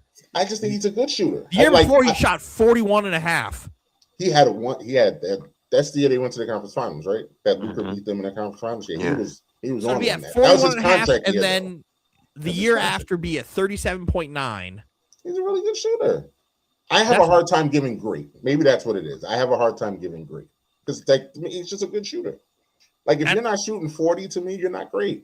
You're just really good. Like there's nothing how wrong. hard it is to shoot 40 now because they're shooting so much. That's a lot. The great shooters shoot 40. That's why. But they're shooting a lot.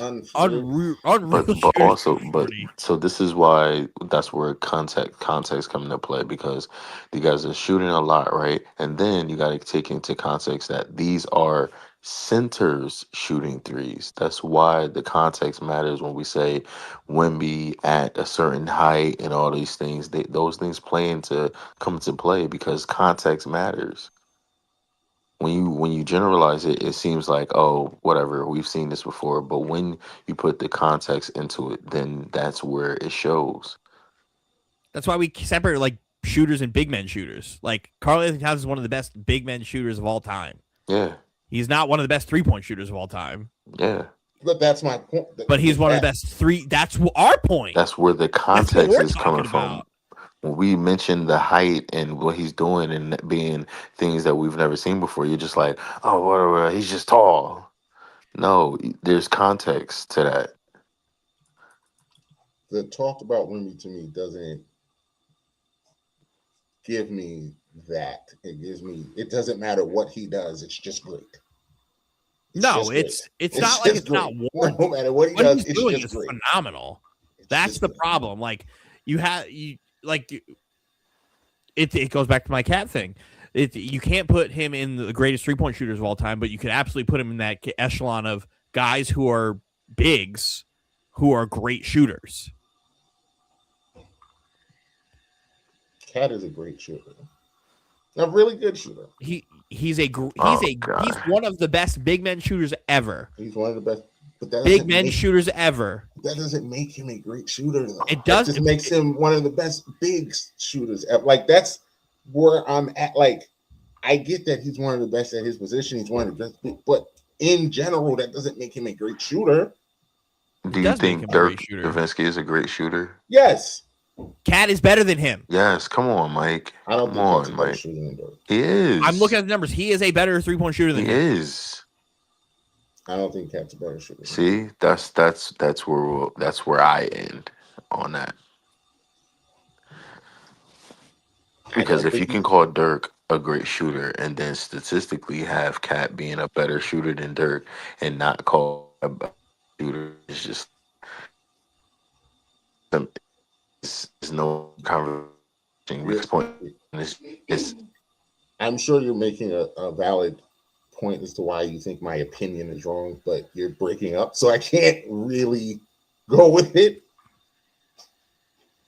But right now, Wemby is better than most of Dirk's seasons shooting the three. And you think Wemby's a better shooter than Dirk? I think he probably will be when he's done. Right now, as we're sitting, you're telling me he has better seasons than Dirk. So yeah, but does that mean he's better than Dirk? That's what I'm asking you. I'm saying right now, like if you're calling Dirk a great shooter, when you have somebody who's doing better than what Dirk was doing in multiple times in his career, but you can't call him a great shooter, that's kind of silly.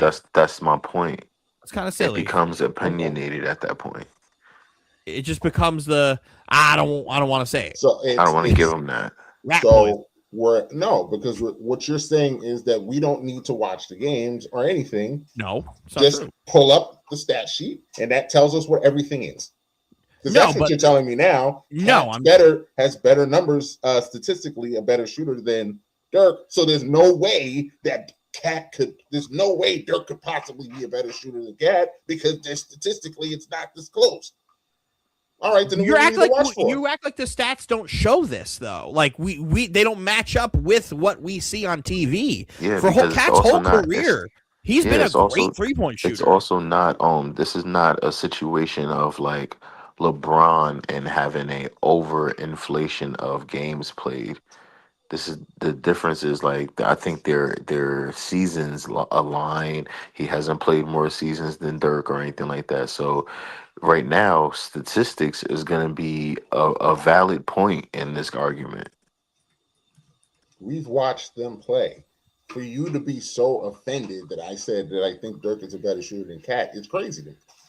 Who's offended? You're acting like it's crazy for me to think that Dirk's a better shooter than Cat. No. I'm not saying, when I said I think Dirk's a better shooter than Nowitzki. Dirk is a better shooter than Cat. You said this is where the conversation has to end because you're just talking. So that tells me that in your mind, it's not even in the realm of possibility that that's not what I'm saying. That's not what I'm saying. What I said was, if statistically Cat is a better shooter than Dirk, but you call Dirk great but won't call Cat great, that's when I said the conversation for me ends because then it becomes opinionated. My thing here is just looking at this, just based off what the career is. Cat's at 39.9% for 3 on 1.5 more attempts, where Dirk is just at 3.8 or 38% versus the guy who's at 40 with less shots. So they're separated by 1.5%, and so again, to my point, why is it so outrageous that I would think that Dirk is better than Cat? They're separated by 1.5%. I think it's just refusing to acknowledge that Cat's a great shooter. Cat's a great shooter. That Cat's better at that. Cat's a great shooter. Fine, I have no problem saying it because he's almost averaging 40, and I told you, to me, 40 is the bar for me. 40 is the Mendoza line. So if Cat he's at 40 for his career. Yeah, so that would mean then Cat. Then I saying for Cat is a great shooter because 40 is the Mendoza line for me. So like, I'm not gonna just call someone a great shooter because they're tall. Like, but you called Dirk a great shooter, and he's at 38%. He also played his final year where he barely could move, and that impacts his nothing. Like, I'm sure. I mean, if you take away that last year, probably at 39.8 or something stupid like that, where he's right at 40. If you take away that last year, it's because he played 21 years. So that last year is not going to impact his number crazy. How much did he shoot the last 2 years? 20 and 21. 31% in 19, and then he shot 40%. His last 18. Year? The year before his last year, he shot 40%. His last 3 years, he shot 37.8, 40, and then 31. So the number's not going to. So it fell off a cliff the last year, and that you don't think, especially because he's so close to 40, that impacts that? It's not going to change it a ton. Like, it's not going to drop it. It's not going to make him 39 because he played so many years. Because he played so many years, it's not going to impact it enough. Just like I don't think his year when he shot 20% is going to impact it a ton because he played 21 years. What percentages it will affect him? Well, it's not going to be a massive effect because of all the other years where he shot in the 40s or well above 40. You know what? Let's do it. Let's do the math. Okay. You guys talk. I'll do math. Like I said, I think Dirk is a great shooter. Cat is a great shooter. I don't think Wimpy's a great shooter. I think he's a good shooter. I think he's a really good shooter. But I don't think he's a great shooter. Not yet. He's in year 3, 2. Like, Steph was a great shooter immediately. It doesn't matter how many years you play. But you can grow into being a great shooter. Correct. So that's why I'm saying Some guys start there's off still like plenty of time. There's still plenty of time. When it's all said and done, Wemby might be a great shooter. People are proclaiming and giving that to him right now. Wait, just give it time. Normally, I'm right there with you about that. Give it time. Like right now, today, I don't think he's a great shooter. He's a good shooter. Yeah, I wouldn't be scared if Wemby was shooting the 3 to win the game. I wouldn't be scared of that. I think that at this point now the argument is starting to take a turn because the beginning of this argument was basically just saying that Wemby is just something that we haven't seen before at his size and at the clip that he's doing it, and that's what we was basically just starting at.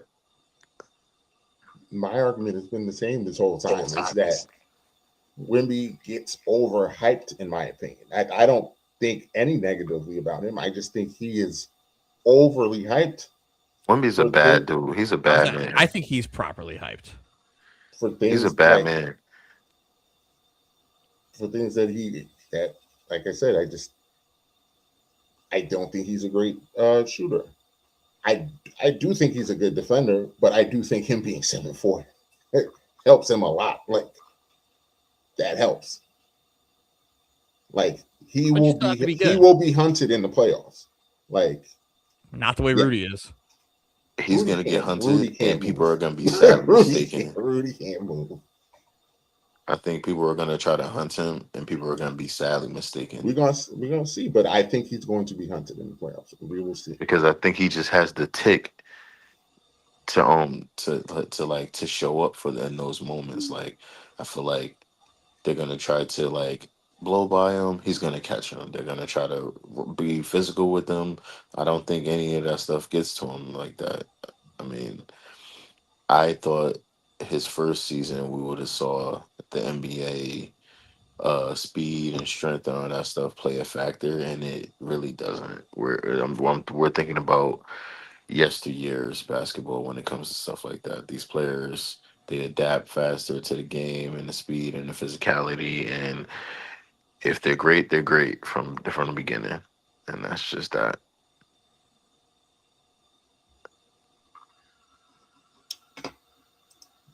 We got a long way to go in his career. I just know right now, if the playoffs ended right now, San Antonio would be playing either Phoenix or Golden State, depending on Either one. Who wins the either one. Dylan hates Phoenix for some reason. And I don't think Golden State can beat them. But you don't think that Jimmy Butler and Steph aren't going to be hunting Wemby? They're going to be hunting. But they're not, because they're going to be hunting Luke Cornett. Luke Cornett better get them puppies moving, because Steph's coming looking for her. The problem is Jimmy's game in the playoffs is primarily mid-range, and that's not where you want to be with Wemby. That's not where you want to be with Wemby. He dominates inside that three-point line, no matter where you are. Jimmy's crafty. Crafty get his shit sent in the fucking third row. Has Wemby? I need to know how many fouls Wemby is averaging. That I don't know. I could get that in a sec.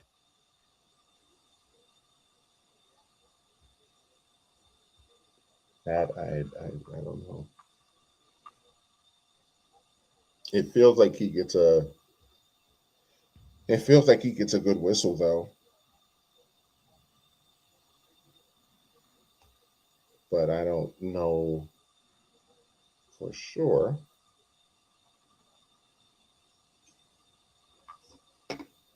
But if the playoffs started right now, we'd have some good matchups if they ended right now. The Pistons versus the Heat in the first round, that's a good matchup. Yeah. I like that for Detroit. They would need, because Miami's not going to go away. They would need a tough round like that. The Knicks in Orlando, we already know that's cinema, because they done played 3 times and them games been good every time. Mm-hmm. Boston, Cleveland would be very interesting. Yeah, it's just because you don't know what you're gonna get from Cleveland, and right now you don't know what you're getting from Boston either honestly. Yeah, that's what's it. That would be a very interesting series. And Toronto, Philly would be interesting because Toronto. Listen, Yeah, Toronto they got you is. sleeping. But if Joel Embiid is healthy, then yeah, and Edgecombe is really good, and And Maxey if is they yeah really good. if the thing about Philly is if their guys are on the floor, then they're a little tough, but they take turns to be out. They do. So Dirk's numbers actually drop As he gets older. No, like his average, if you take away his last year, it drops because you lose that extra year in the 312. So his number drops slightly below 37 or 38. Like I did the math like 4 different times. I'm like, what the fuck?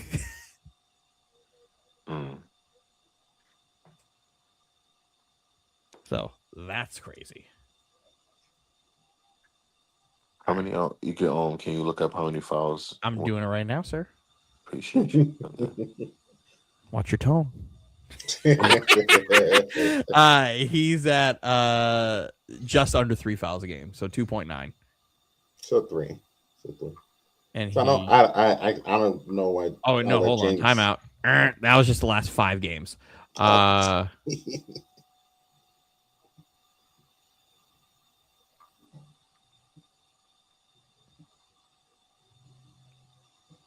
Nope, it is 2.9. Yeah, so he averages 2.9 fouls per game, but also averages 2.9 blocks a game. So 3 blocks a game. Yep, which is right up there with his rookie year 3.6 and his last year 3.8. Oh my god, fucking crazy! Holy shit! Led the NBA in blocks twice. Both years he's winning the league. Yeah. Yeah. Shout out to Wemby. Dog. And he's with the shits. He sees Chet. He wants smoke. Yo, he hates him. Yo. He's the reason why the Spurs beat them 3 times in a row. Mm-hmm. He beat them 3 times in a row within a month. Like and that was they were like only 2 losses at that time.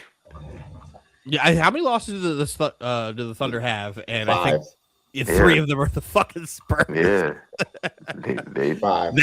That series in a playoff setting. Yeah, feed families.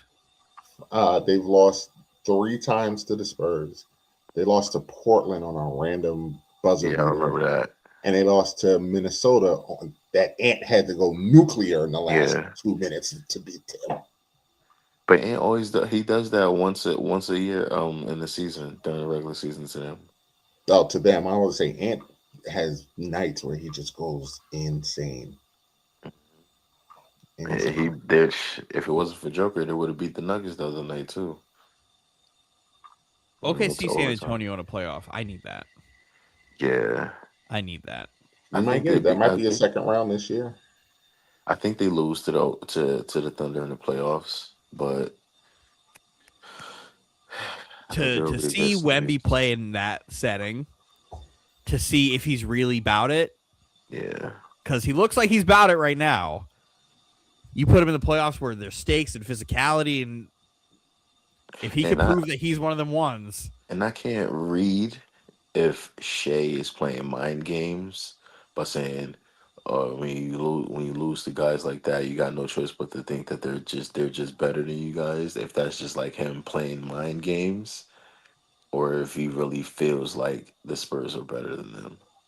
He doesn't feel like the Spurs are better than them. Or he may just think the Spurs are just the one team that just matches up with them really well.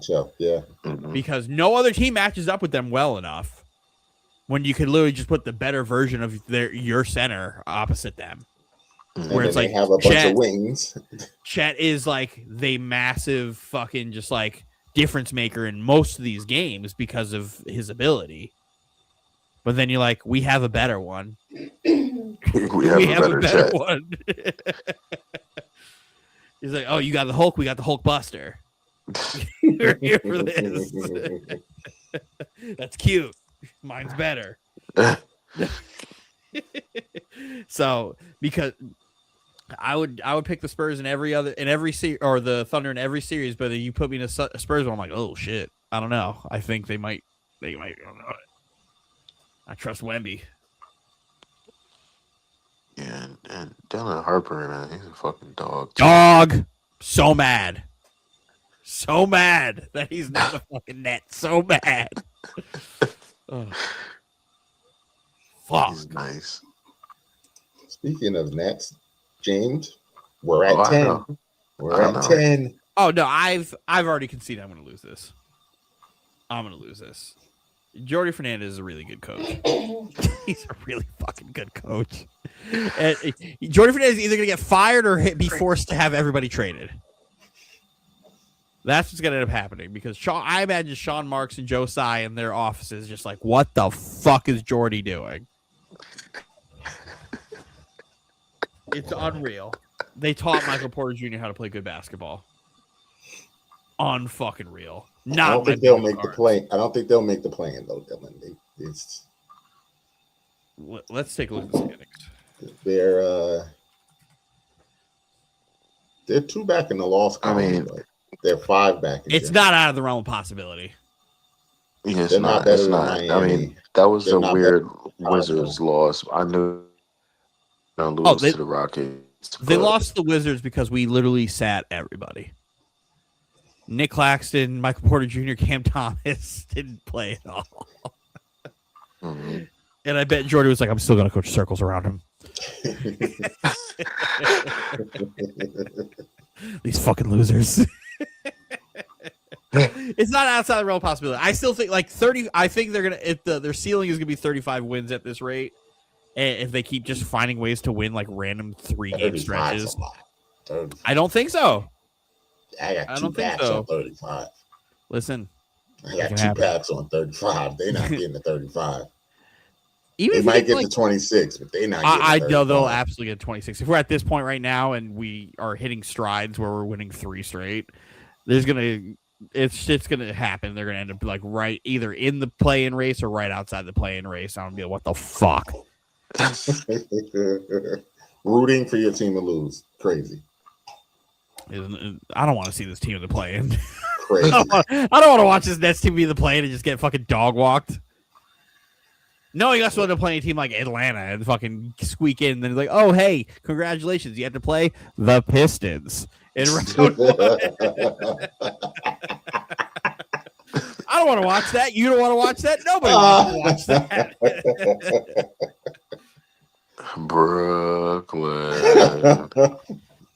Nobody's gonna want. You got any words for Draymond Green saying that you guys have no home court advantage? We don't. I think that's rude when we were good, because that place was packed.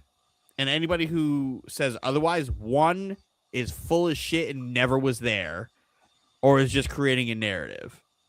Because the Barclays Center in the playoff games, like when Durant and stuff were there, were sold out. Like Nick Wright was one of the people who'd be like, oh, I'm at the Nets game and there's nobody here, when he got his seat right when the doors opened and nobody was there. And then they announced there was a sold out crowd. Like, I've been there many a time. I was there a random game in December against the Hornets. Sold out. So like it's disingenuous when you say shit like that, but like when the Nets are bad, nobody's gonna be there. Bad teams don't have attendance. Knicks do. Correct. But I've also seen games where the Garden's kind of like, when you guys are bad, not really a lot of people there. When have you seen that? That 2007 stretch?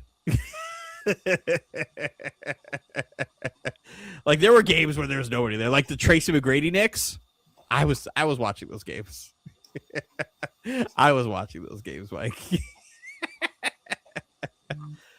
Ridiculous. But the Nets fans, I always make the joke that the Nets have like, it's me and like 4 other people. It is what it is. You and 4 other people, except when they're good, and then there's. Those people aren't Nets fans. Those people aren't Nets fans. Those people are not Nets fans. Because if that was the case, they'd all still be here. If you're a fan of the team, you're there. Now if those tickets are expensive. Yes. Fan base. So you're proving Draymond's point. But that place was loud. The place was loud when they were there. So you can't say like now, there's no home court advantage because we're not good. When Atlanta's bad, there's no home court advantage either. When Atlanta's good, there's no home court advantage. Washington, never good, no home court advantage. But when they're in the playoffs, that place is loud. Washington, if the Bradley Beal, John Wall, that building had some juice because they were good. They've been otherworldly bad though, Dylan, and no home court advantage.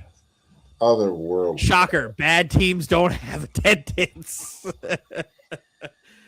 Remember when Carolina was outside the playoff race and there was nobody there for the Panthers, and now all of a sudden that stadium's filled.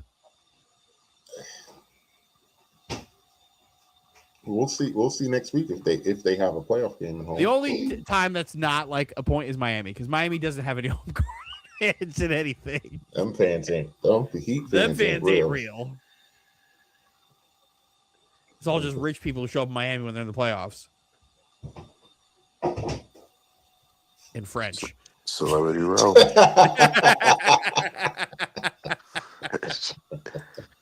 Oh,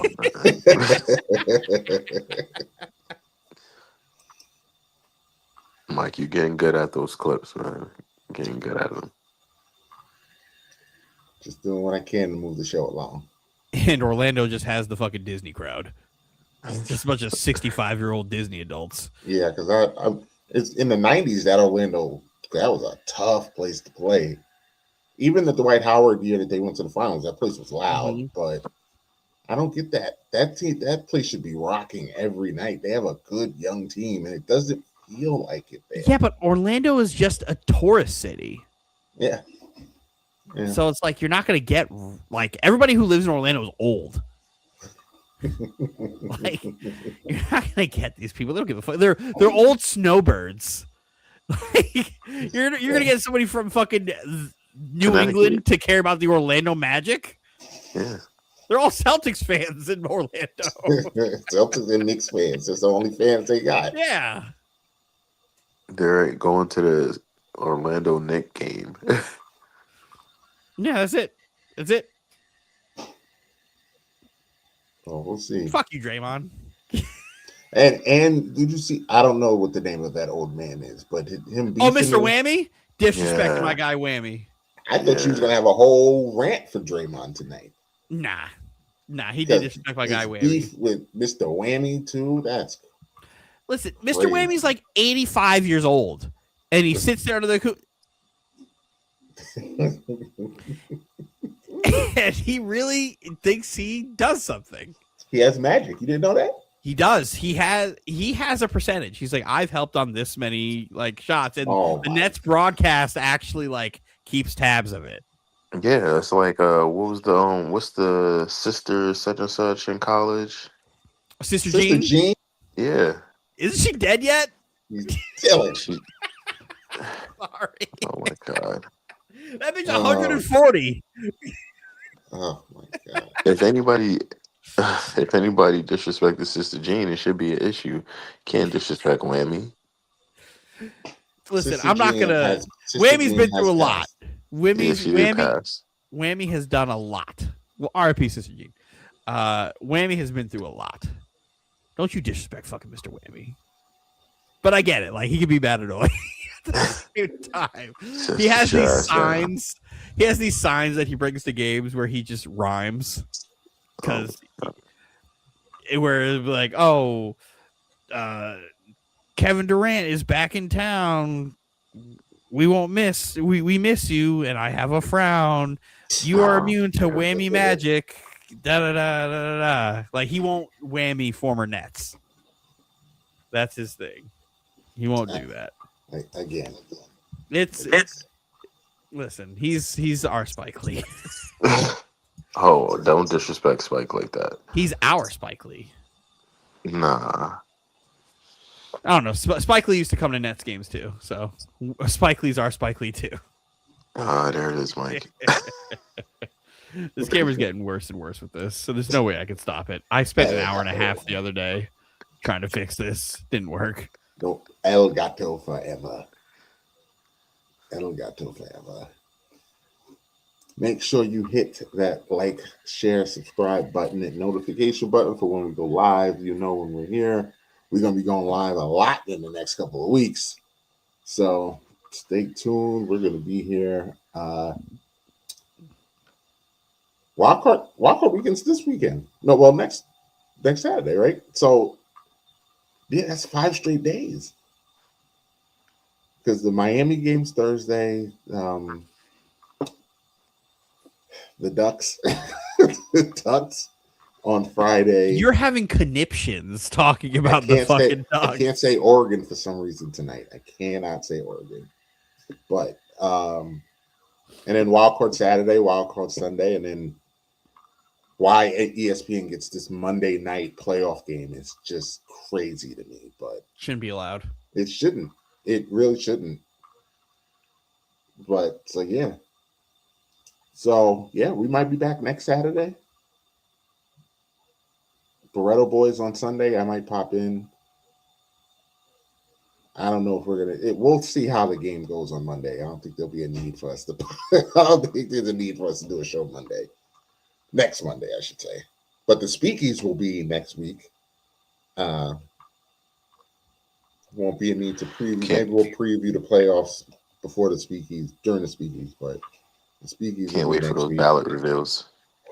Yeah, I can't wait either. Everybody can see your nonsense. I will show mine immediately. Nonsense. Be nice if you could submit your ballot too. That'd be great. Be great. James.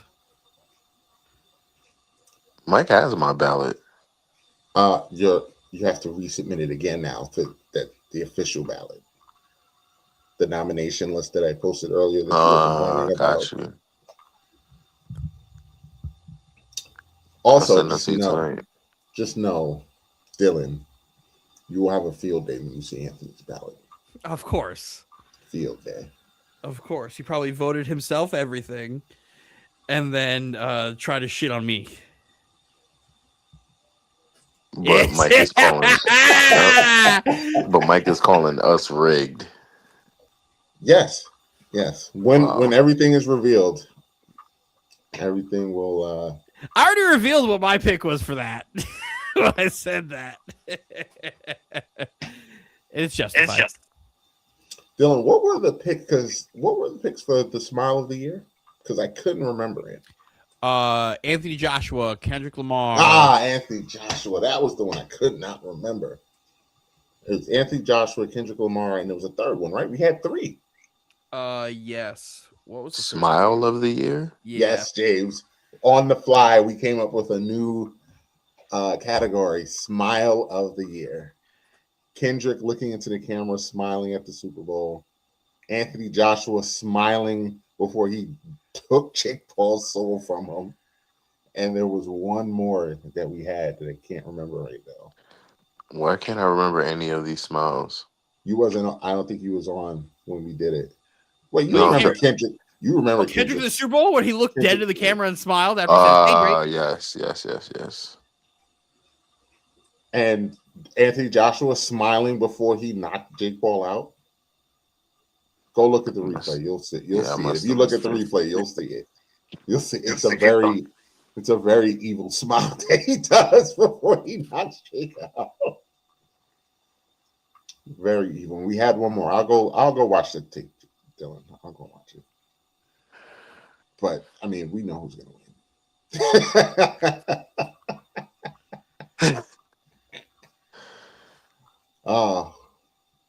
You guys have anything else? Do we have an I'm him? Pulse Pod After Dark, Venezuela. Let's talk about Venezuela. Oh my God.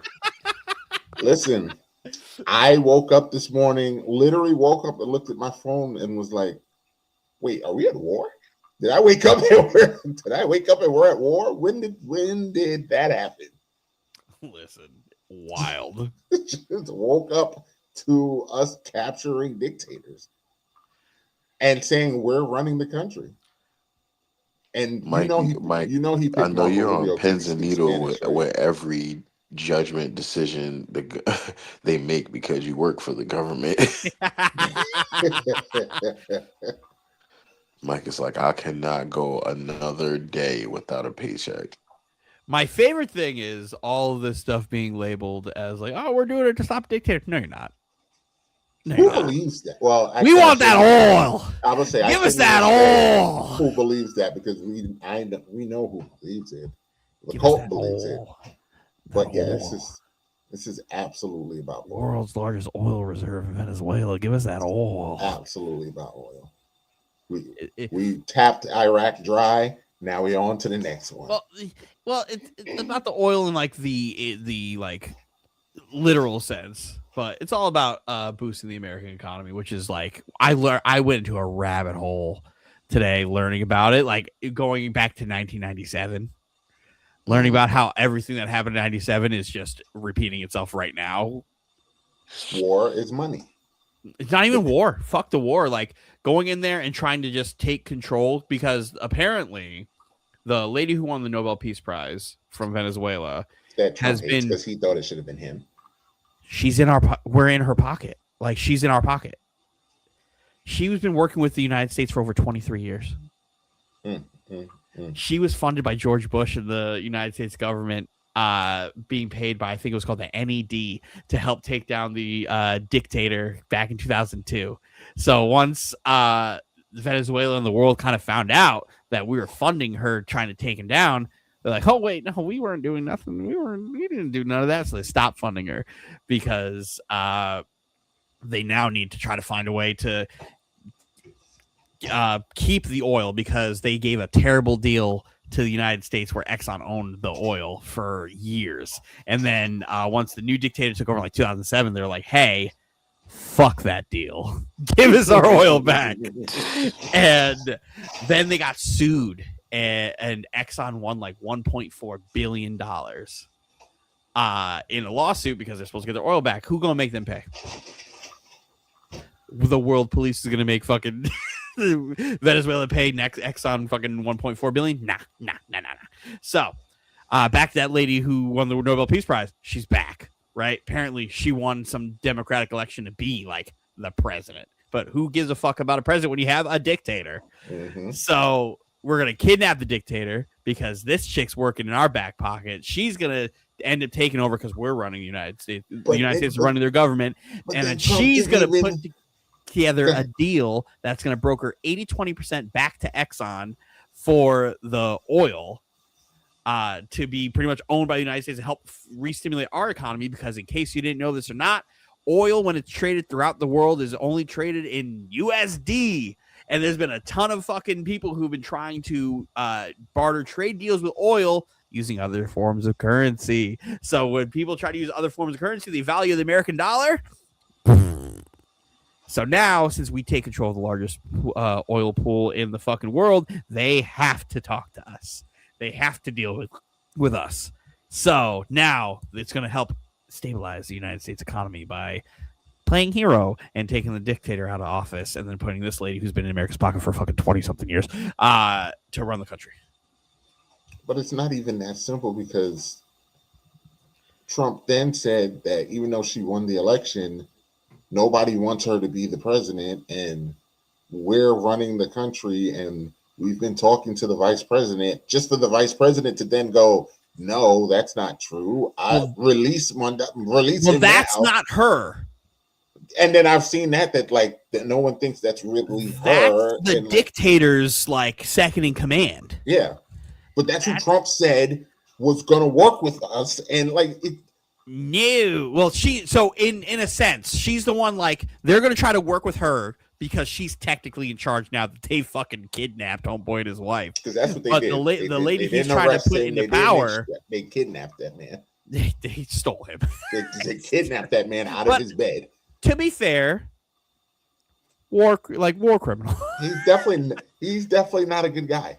He's definitely wanted by the world police. He's not a good guy. So we did a wrong thing, but did we do a wrong thing? It's one of those things. It's a moral thing. Morally wrong. And corrupt, and very authoritarianism. Just going through, just taking shit. But Wild. I was on the treadmill today just watching. Like, some lady with a chalkboard taught me today. It was great. She was writing things, letting me know all about it. It's fucking sick. Shout out to politics. It's an insane time we live in. Pulse After Dark. Now that we're on Pulse After Dark, do you want to Jew tunnels? No. No way. No. I was just going to say, do you want to address T. Severe's comment now that we're on Pulse After Sure, Dark? let's do it. Oh God. No. I will not get you in trouble, Janice. I will not get you in trouble, Janice. We're gonna wrap it up. Clippers are losing by 12. Oh, it's just fourth quarter. No, fourth quarter just started. They got a whole quarter to go. There's still time. Stink. If they won 6 in a row, they're going to win the West. You didn't know that? You're right. They're going to win the West. They're going to win the West, just like Boston's going to win the East. Boston's going to win the East, too. Jason Tatum's going to win MVP. Jason Tatum's going to come back and be the hero. He's going to have his Willis Reed moment, being wheeled out into a wheelchair, game 1 of the NBA Finals. He's going to come out like Kevin Nash with the after not playing any games all year. Gonna get up and drop 40. Just be revealed. Clippers. I can walk again. I can walk. I am delivered. What a time that's gonna be. God. Can't wait. Anthony be like, I told you. Telling you, Dylan, if Jason Tatum plays 1 second this year, he's never gonna let you get the end of it, and he's gonna want a speaky for that. Listen, if that happens, I would vote for him for a speaky. 1 second. That's all he wants is 1 second. Don't matter if his leg explodes. If his leg explodes, later, I don't think he can win anything, because then I'll be sitting there. I'm like, that's why you don't play. That's why you don't play. That's why you don't do it. Now his career's over. Good job. You can't tear the same Achilles twice, turd. That's a death sentence. Especially when y'all weren't going to win the title anyway. Because they're not better than Detroit. They're not better than the Knicks. I don't know if they're better than Toronto with Jason Tatum, to be honest with you. This version of Boston is they miss Porzingis and Drew Holiday. Like, this version's not beating Detroit, the Knicks, maybe Toronto, and Philly if it's healthy. So yeah, but Porzingis. But he created matchup problems that helped, and him being a big that can shoot threes just helped with the way that they like to play. Yeah, but he also isn't that same Porzingis from 2 years ago. Like, when he got AIDS last year, it kind of fucking ruined everything. Kind of ruined everything. It's a tough beat when you get AIDS. It's a tough beat. How do you fucking fight that? How do you fight that? Clearly, he went and got the same doctors as Magic, because he's out there playing literally Atlanta now. It's because you can't fight it.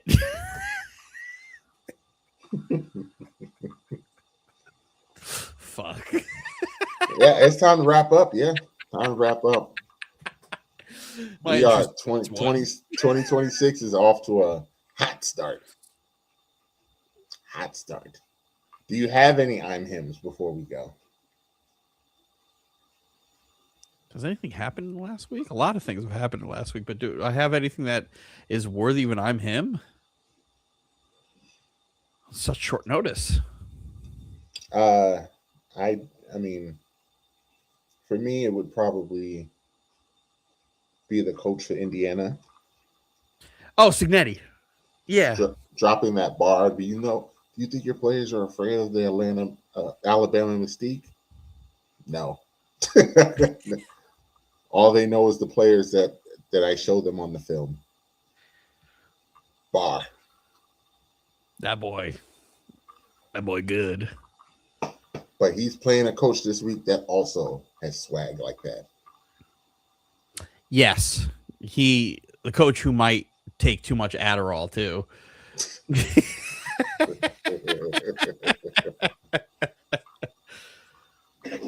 We'll see. No, I'm him, so I don't have anybody off the top of my head right now. James, are you still there? Do we have an I'm him?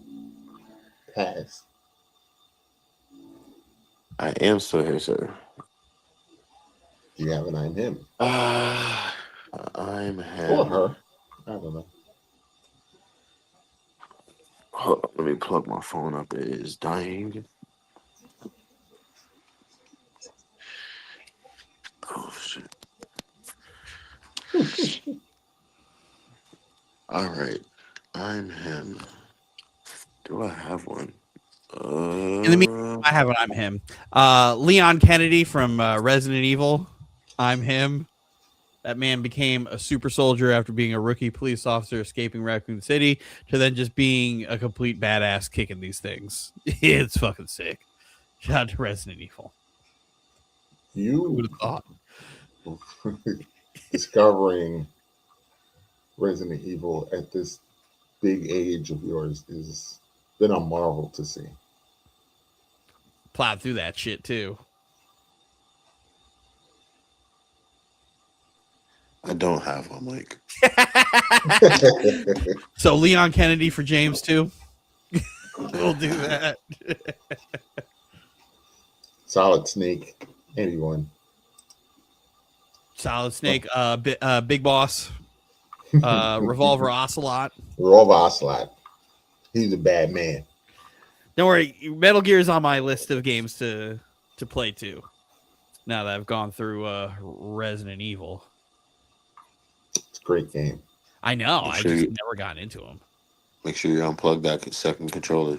Well, they don't do that on the PC. I actually have to manually switch it from controller slot 1 to controller slot 2. Like, I've played it enough to there, and I saw that already. I was like, Psycho Mantis, I'm ready. I know a lot about Metal Gear Solid. I just haven't played it. And I will say, Dylan, you can beat him without doing that, but it's just a pain in the ass. Yes, it's just annoying as all hell. But you'll probably be able to do it. But I'm a big boy. Yeah. I don't play games on baby like Anthony.